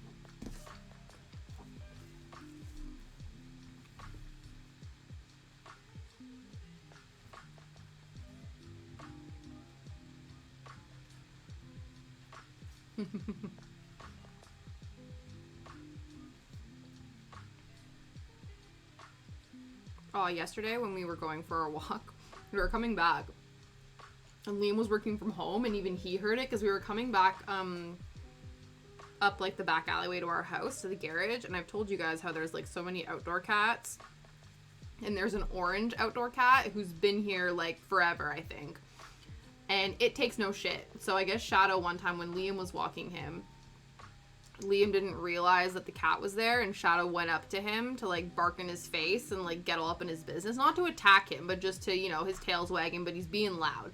And I guess the cat full on smacked him across the face. And then for a while Shadow wanted to avoid that section of the alleyway. But the other day, so this was yesterday, we're coming back and I saw the cat was there, and so I was like, okay, like keep Shadow close, walk past. Once we get a bit closer to him, sort of assess where the cat is. And the cat was like sitting, you know, just like, you know, doing its little sit on like a fence, sort of staring down at us. And I don't know if he knew. He probably knew. I think the cat is very smart. I think the cat knew it was tempting Shadow or like taunting him. Because then Shadow started barking bloody murder at this cat. And not in an aggressive way because his tail was wagging. But when he barks sometimes when he's excited, it sounds so angry. And I'm like, buddy, it's like 9 o'clock in the morning. You don't need to be barking this loudly and waking up the neighborhood. I know it's 9. Most people should be awake. I still think it's too early. I think it's any time of the day it's too early for the amount of barking that was occurring. But to the point where I came in and Liam had heard it because we were pretty close. And so I was like, Jesus, Shadow. Like, if Liam could hear you from inside the house, like, you were being loud. But I even told him, I was like, Shadow, that cat is going to smack you across the face again if you don't watch yourself. So I wonder if maybe Shadow knew that. And he was like, I need to show this cat who's boss. And the cat was like, I'm the one perched up here on the fence panel staring down at you plebs. So that was frustrating because he was so good the majority of his walk. And then just that last minute, he was like, rah, rah, rah, rah, rah. Buddy, calm down. My coffee hasn't kicked in yet for the amount of noise that's coming out of your face. But it was good today. Because, yeah, that's the one thing. Like, we're trying not to encourage it, but we've noticed that Shadow, like, his default now, unless he's, like, really close to us, you pull him in close, he will bark at other dogs to try to get their attention. Again, it's not with any malice. It's honestly just to alert them that he wants to play with them. His tail is wagging, but his bark is quite deep sometimes, so he sounds like an asshole. And I tell him that. I'm like, you're going to scare these dogs, or the owners are going to think that you're a scary dog, even though you're not. It's just because of how you bark. But luckily, and not luckily, it's always nice when we come across, like, dogs or a set of dogs, and the other dogs bark first. Because then I feel less bad if Shadow barks back. I'm like, it's okay, fine, they're just having a conversation. You know what I mean? So it's like this little thing where I get a little bit, like, vindicated, where I'm like, you know, obviously the dogs barking, like, they're not misbehaving, they're just doing their thing. Oh! So I'll give me a shout out. He's overstreaming on his channel right now.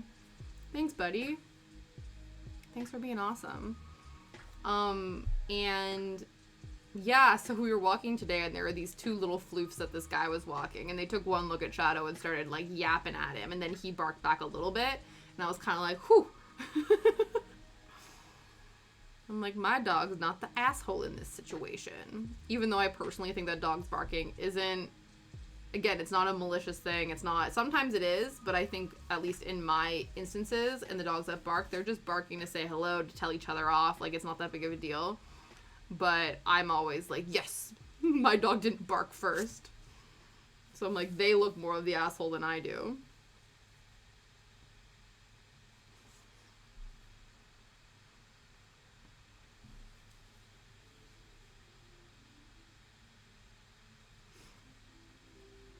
Okay, coming up to the end of this thread. Hoping to get her done.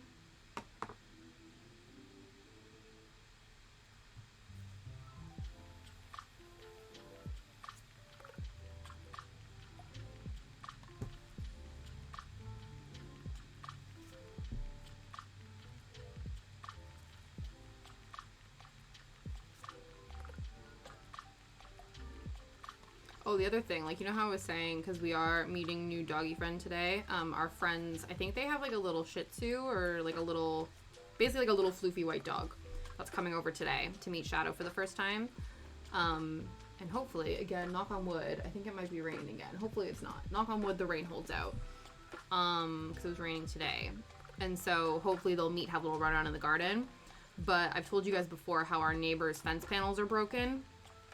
One of them, we've erected like a makeshift fence panel with one of our old front garden fence panels. So that one's fine. But another one, basically our one shrub in the garden is holding this fence panel up. If that shrub wasn't there, the entire fence panel would fall over. Half of it's fallen out of like its post. We've tried to replace them, but delivery drivers won't drive down our alleyway, despite the fact Liam telling them it's an alleyway, you need to have a smaller vehicle.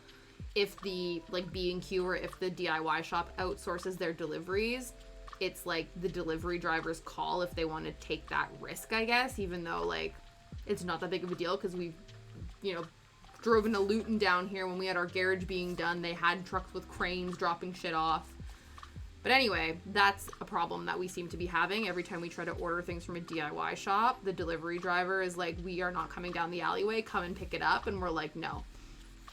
So they refused to deliver them. So we've attempted to fix these fence panels on our own because we're pretty convinced that the neighbors are not going to do it. And I want my garden to not, we want our garden to be secure. So anyway, this is a long roundabout way of me saying that because Millie's a smaller dog, we had to check to see that the fence panels that were broken didn't provide enough of a gap for her to possibly escape when they meet each other tonight. So I did the rounds, and I think that everything is sort of tucked away enough. Again, like I said, this shrub is like doing the Lord's work holding this fence panel up. And it's holding it up enough that there are no gaps, so there should be no escapees tonight. But yeah, another thing on top of the, hoovering under the sofa to make sure that the puppy doesn't get into any shenanigans, any leftover, I don't know if like foodstuffs or whatever, like fluff bunnies or things would knock under them. Because the thing too, right, is like, because Shadow's so big, if he like accidentally eats something he's not supposed to, if it's small enough, he's so big that he'd have to eat like a kilo of the bad thing in order for it to become a problem, right? With little dogs, it's like they ingest a small amount of a bad thing, and like you might have to go get their stomach pumped, and we don't want to have that happen tonight. Not that there's anything that bad, but you know what I mean? Like we just, want to be safe. Want to have all of the risk prevention.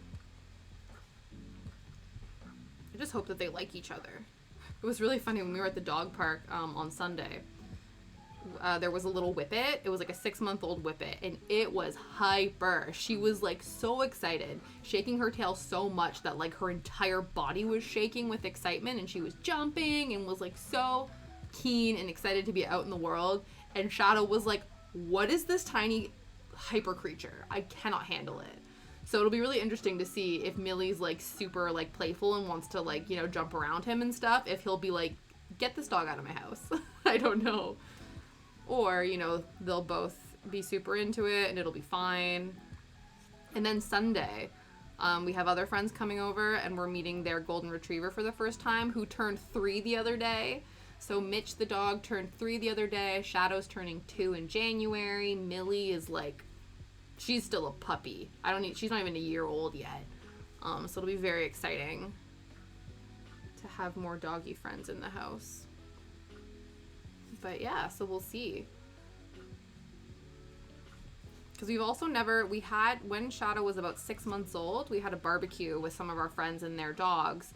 But we were mostly outside because it was sort of more around COVID times where they were like, you can meet up, but only meet up outside. So we were doing that. And then, of course, we had the dogs outside, and it was a nice day, so we didn't have to worry about, like, them all trying to exist in the house. Whereas, like, we have enough space, but it's like, I don't know if we have enough space for, like, aggressive 2-doggy playtime. So we'll see how it goes. Though, to be fair, we had, Liam's cousin, her partner's dog over, and they were all they were both in the house, and it sort of went okay, so who knows? It'll be a good indication for us, because everyone keeps joking, about how great it would be to have 2 dogs and how we should get a second dog. The argument is that if you get a second dog, then the other dog will keep the first dog company, and then you can, like, go, because, like, Shadow has separation anxiety and things like that a little bit. He's getting much better with it. But both of our friends who were like, yeah, we're team second dog, the second dog seems to rile up the first one and make the leaving them alone worse. So far, our 2 dog friends are not really selling us the appeal of a second dog. But maybe seeing Millie and Shadow interacting in the house tonight will give us a good indication if we have the capacity for 2 dogs in the house. Not that that would be anytime soon. Okay. So, there's the top. Which color should we use? Probably the brown. Because the blue, we have to jump around a little bit more, and I don't necessarily want to do that. Actually, the best bet would probably to use the brown on this side and continue this over here to this section. I think that's what we're gonna do. Because then there's a few sections over here that are also brown, so we can sort of go bloop, bloop, bloop, and sort of do a circle around the dome.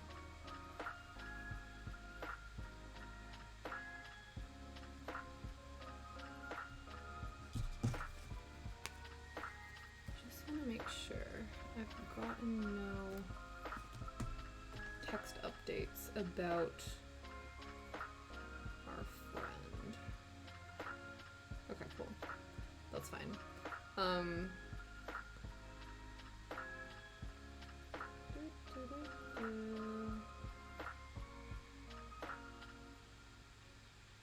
I will read all that later. Okay.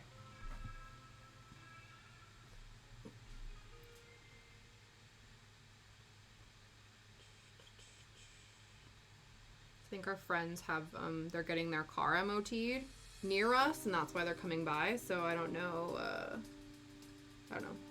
They'll message Liam, and then Liam will message me being like, yo, this is what's up, and I'll be like, okay.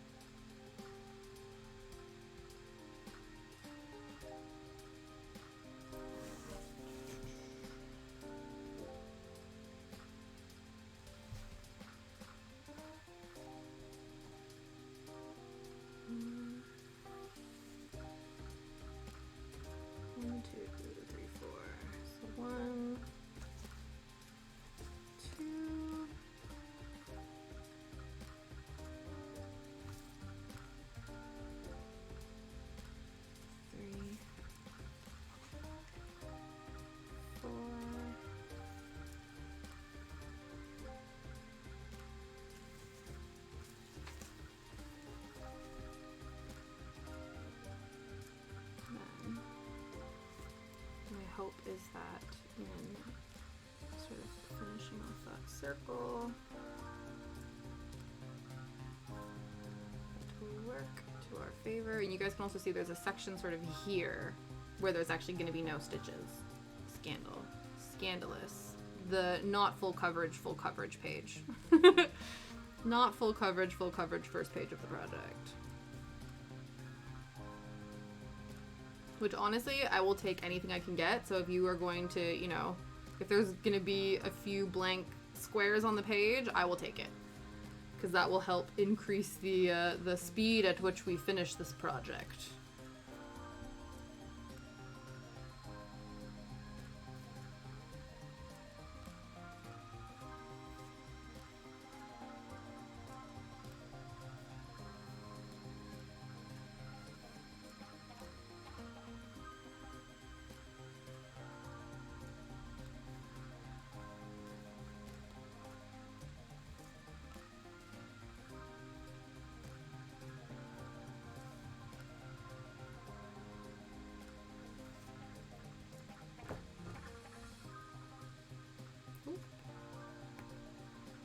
Go into markup mode, not spin around mode. Actually, I think that's over there. Okay. Okay.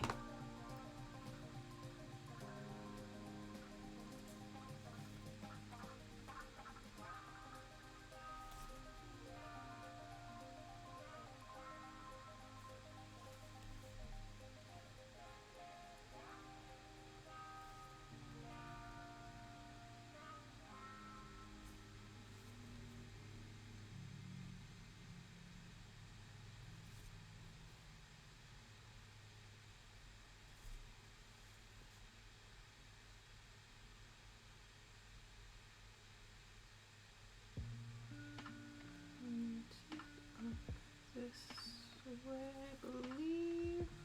Yes, okay.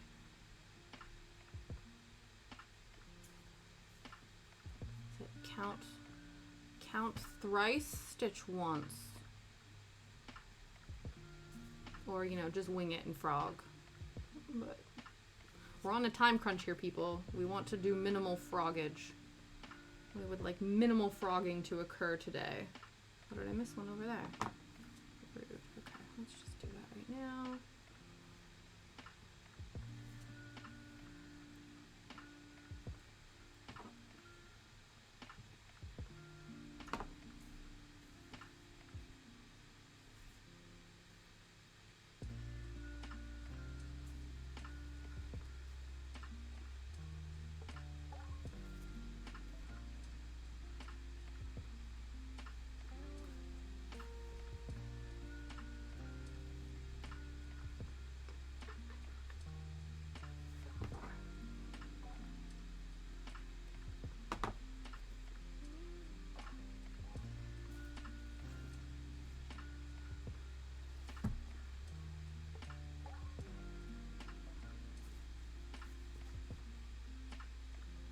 Now we're gonna have to do some counting because there's a big stretch here that does not require this color.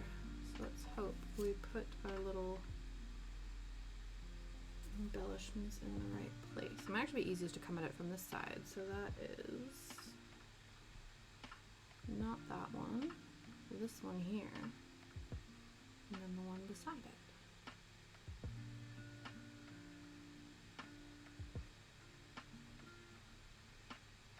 Wait a second. Okay. Yeah, those two, not that one. Okay. Cool, cool. Cool, cool, cool. There we go. Proper counting.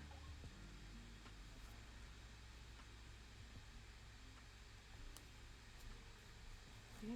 And then also completing the dome. Almost. Domage almost complete. So then the dark blue is sort of in this section there, and then that completes the dome and the top of the page where there's no stitches.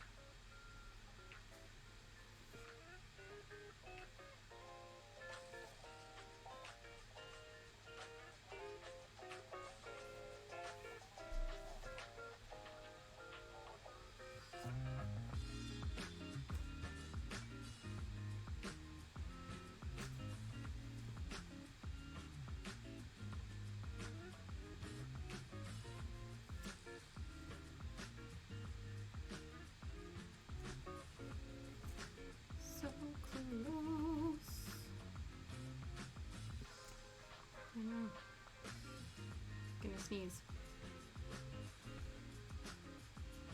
And it's gone. Maybe not. Oh, I hate when that happens.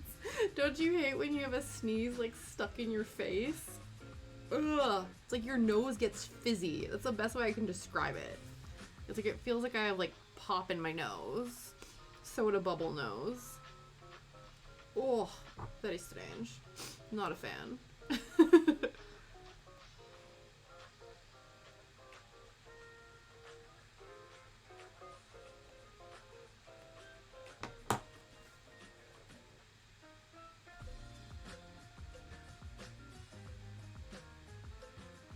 Ooh, there's cowbell in this song. In the immortal words of Christopher Walken, I have a headache and the only cure is more cowbell. If you don't know, now you know. Vintage SNL sketch with Will Ferrell.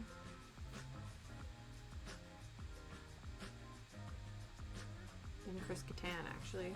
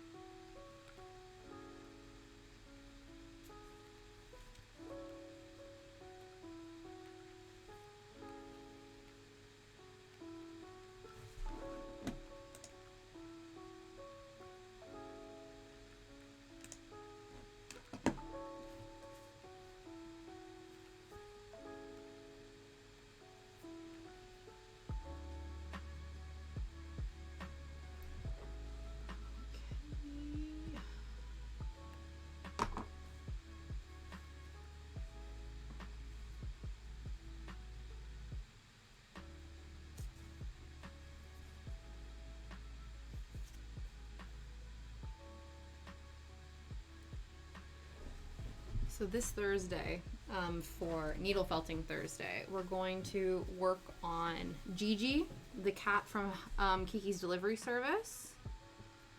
We are going to have them join the Needle Felted MCU along with Calcifer and Totoro. Those are the two needle felting projects that we have undertaken so far this month. And like I said, I'm thinking next week we might do one of the like robot Protectors of Laputa from Laputa Castle in the Sky. That might be our, I think our final one. I think there's only 2 weeks left of needle felting. Yeah, 17th and the 24th. So we have 3 more Tuesdays of the month and 2 more Thursdays of the month, as well as 2 more Fridays. The one Friday, we're doing our Ghibli movie countdown, where we're ranking all Studio Ghibli movies that I've been spending the last little while watching for this month specifically. So that will be happening. So we only really have, 2 more weeks of felting, and then 1 more Friday to either cross stitch or felt, depending on if the felting creations take a bit more time. I mean after this week. So we have the 18th and the 25th for continued cross stitching or carryover needle felting, because that's what happened with Totoro. So we managed to finish Calcifer in one Thursday, which was awesome, but Totoro required the Thursday and the Friday, which then meant that we didn't have any time to cross stitch. I thought maybe we could do both in the same stream, which would have been awesome, but that's not what happened. So basically what I'm saying is I need to work my butt off to get some of this done off stream, to get more of it done off stream, to ensure that we close out Studio Ghibli month having done more than just a single page of Howl's Moving Castle. That is the goal. The goal is to spend at least, have at least, like a page and a half, maybe? Yeah, no problem. Pup's gotta do what a pup's gotta do, eh? Welcome back.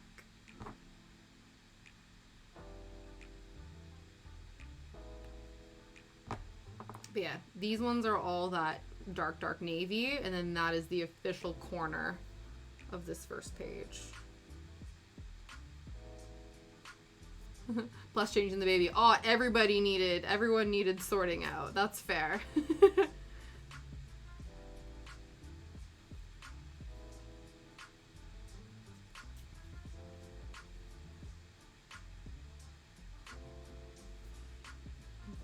Let's get this done. I really want to work on the eyeball. It's only because we have, well, I'll see. I don't know if I need to finish as well. Just said I want to take a nap. Aww.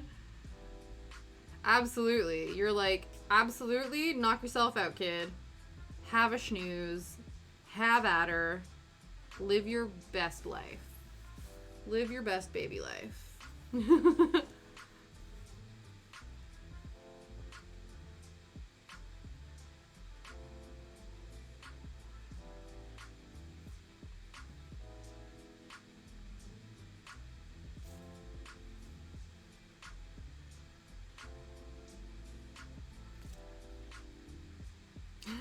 Oh, I said night.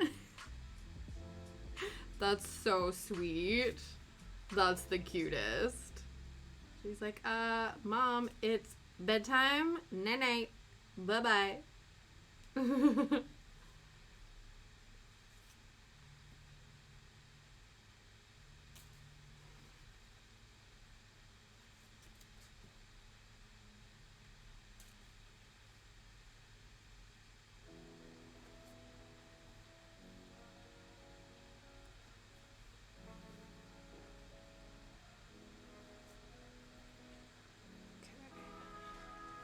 I'm like so focused. I'm like, I want to get to the eye. This isn't even like the main eye. So like, I think over here, this is where the main, this like section here is where the main like face of Howl's Moving Castle is going to be. But this is one of this like sections as well. She sets the door in your face too. Oh, she's like, bedtime. See you later. That's really cute.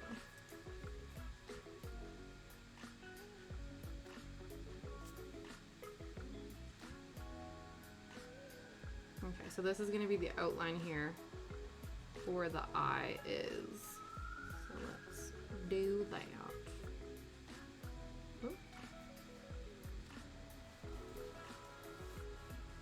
She gets it from you. You're like, I'm going to sleep. BT dubs. Bye-bye.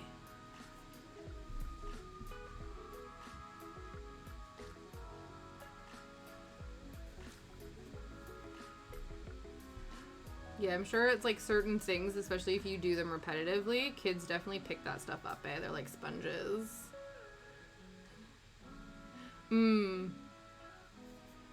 Yeah, definitely.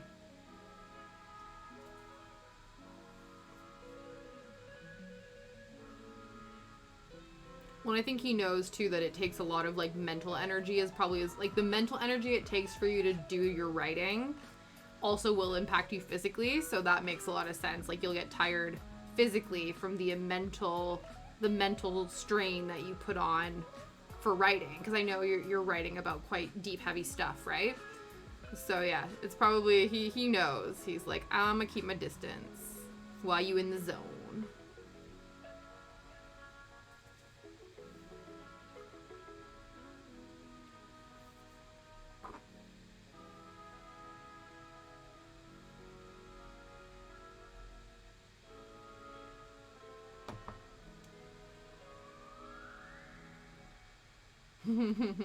When you start writing, you get mad. Oh, yeah.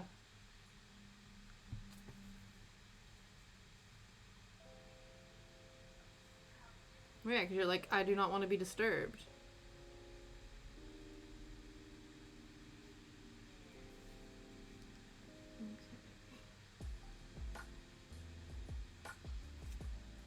Okay.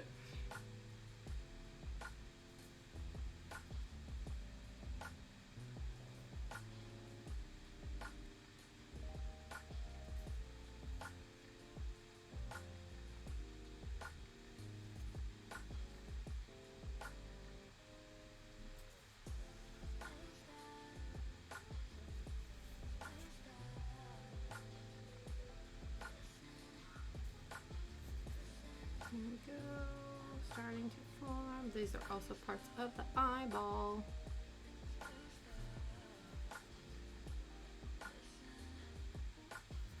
Same thing.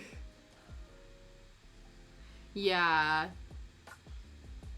Because you guys have been together for a while, so I'm sure he knows, you know, what... Yeah. He knows when to be involved and when to step away.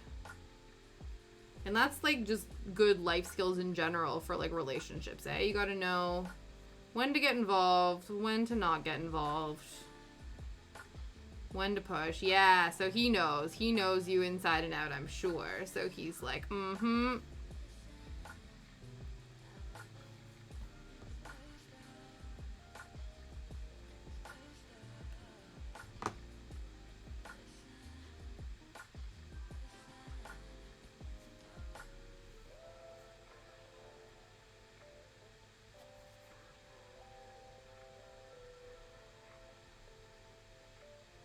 He doesn't like that he knows you so well?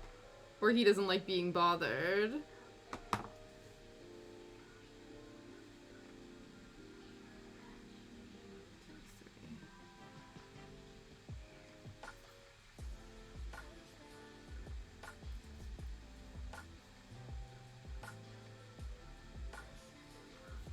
Yeah. Fair. Fair.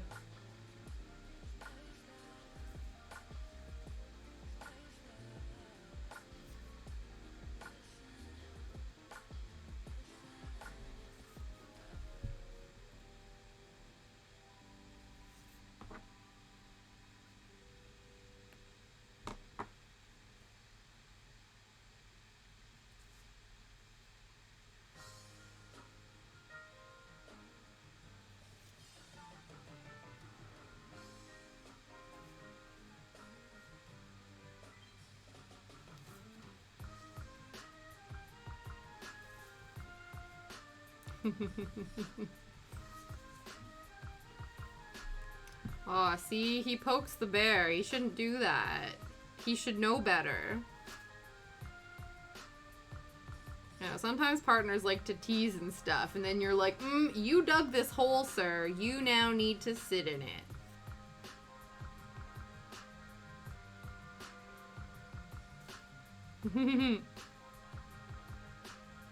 I guess if that's your relationship dynamic, right? That works for you.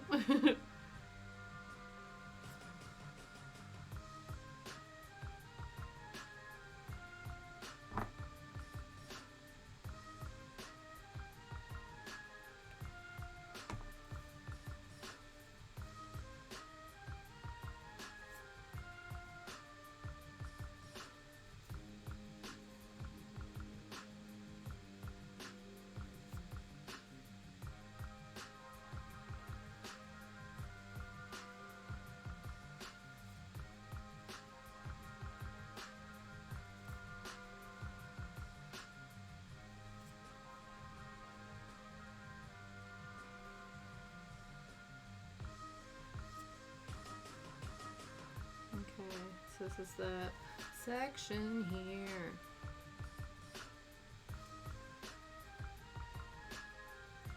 Things are starting to take shape. I'm so excited. It's like there's definitely components of this that are like giving a bit of Howl's Moving Castle vibes, but I almost feel like we've not, done enough of the project to start really getting that.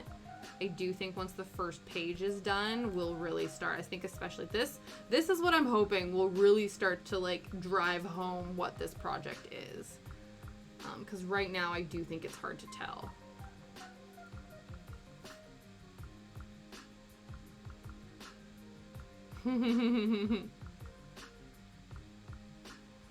Yeah, that's good. Yeah, it's not good to bottle things up. I know sometimes it's difficult, but yeah, the goal is to avoid the explosion, eh? But sometimes when things are going on, it's hard. It can't really be helped. 1, 2, 3, 4. 1, 2, 3, 4.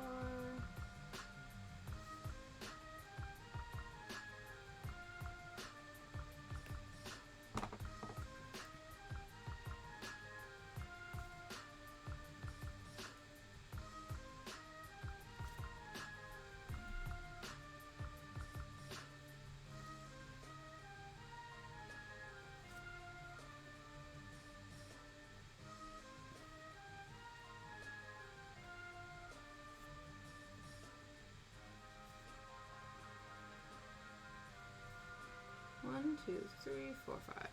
Mambo number 5. A little bit of Monica in my life. Yeah.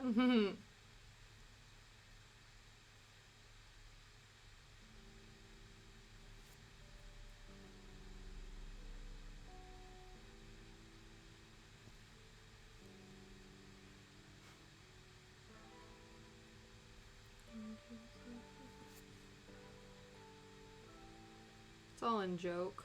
You wonder then if your friends obviously don't know you that well, if they know that this is just the vibe, you know?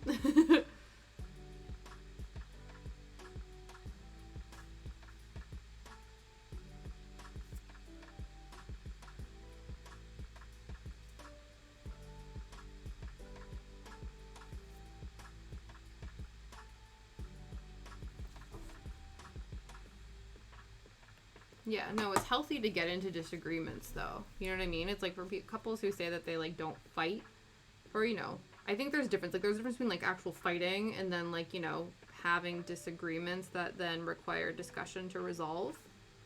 And as long as, people aren't abusing each other, because we don't want that, then disagreements are part of life, and you need to be able to navigate those effectively.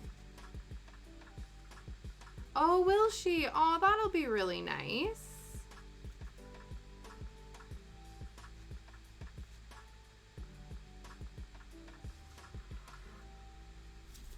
Wow. The time it must feel like one of those where you're like, you can't wait for her to be old enough to do that. But then also in the same breath, you're like, how has time gone by so quickly that she's old enough to be going to school next year?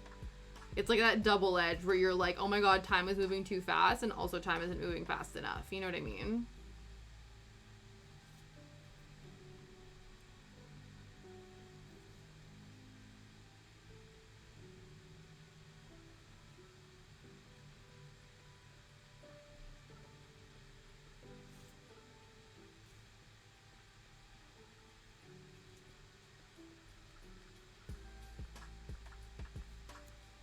Yeah, more next to myself. Yeah, probably. That's the biggest thing, isn't it?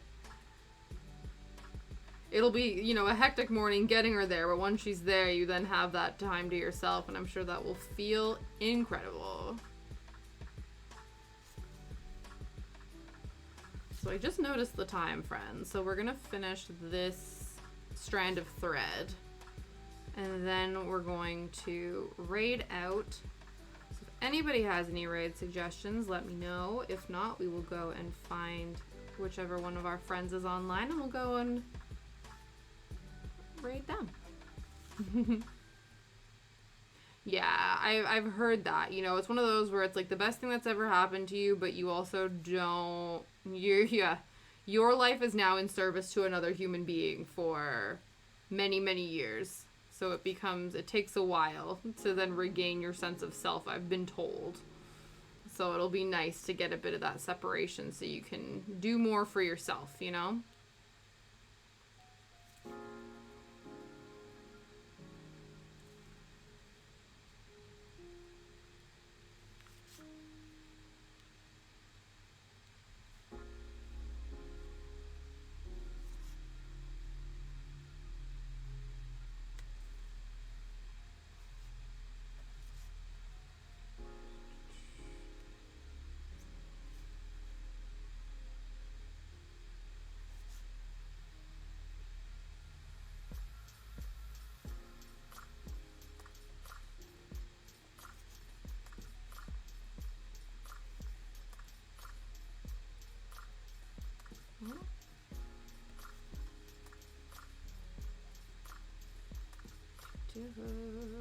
So we didn't get to finish the eyeball, but you can see where it's going to go. By the next time you see this, that'll be the plan. The next time you see this, the eye will be complete. I will work on this off stream tomorrow. It's difficult because bringing her outside is just still a stroller. Yeah. Mm-hmm. Oh yeah, absolutely.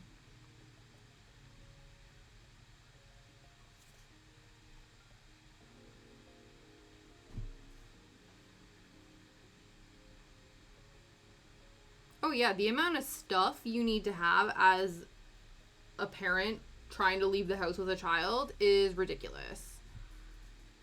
I'm like, I see the parents in my life with children and the amount of stuff they have and the amount, you know, it's a lot, and a lot of the stuff like strollers and things are quite bulky and awkward to maneuver up and down things, especially like if you take things like public transit. Sometimes there's not always space, or like you said, all the stairs. Absolutely. It's a lot. Oh, I think the time police is here. We'll see. Yeah. We'll see if I get told off.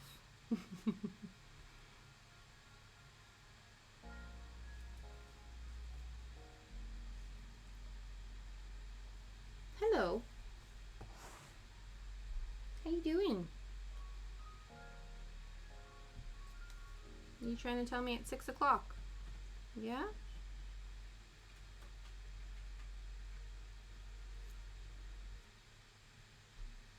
Oh yeah, no, it's not a problem.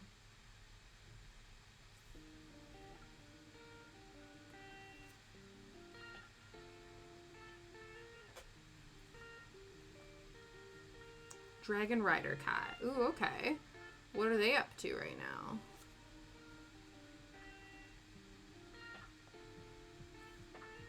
Ooh.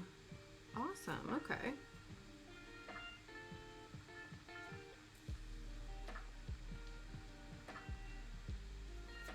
Okay, let's just finish this little line here, and then we will go and see Dragon Rider Cat.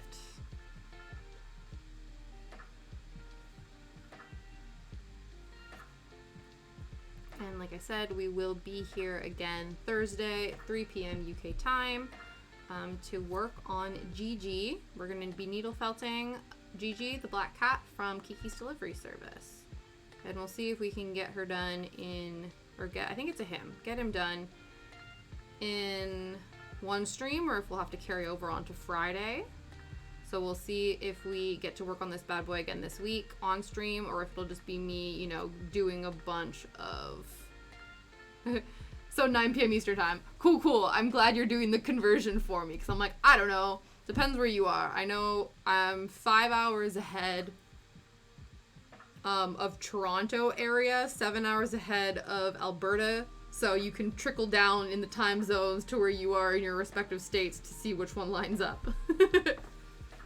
Okay, so that one then goes here.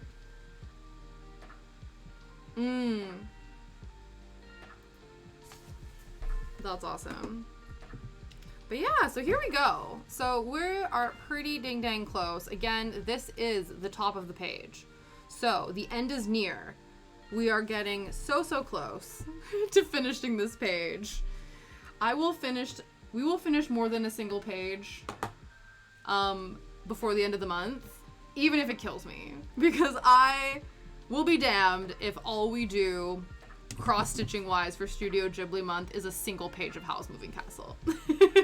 None of that, please. Let us release the raid message, and then let me queue up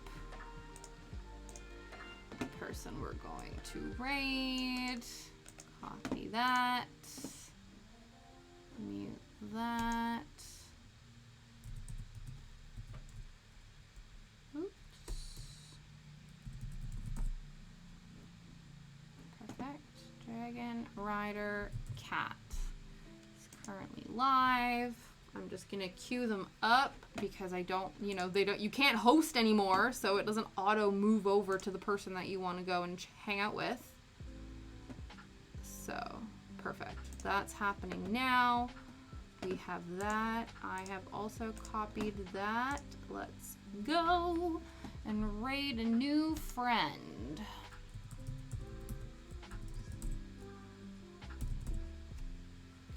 And like I said, I will see you guys on Thursday and on Friday over here at 3 p.m. UK time or 9 a.m. Eastern time.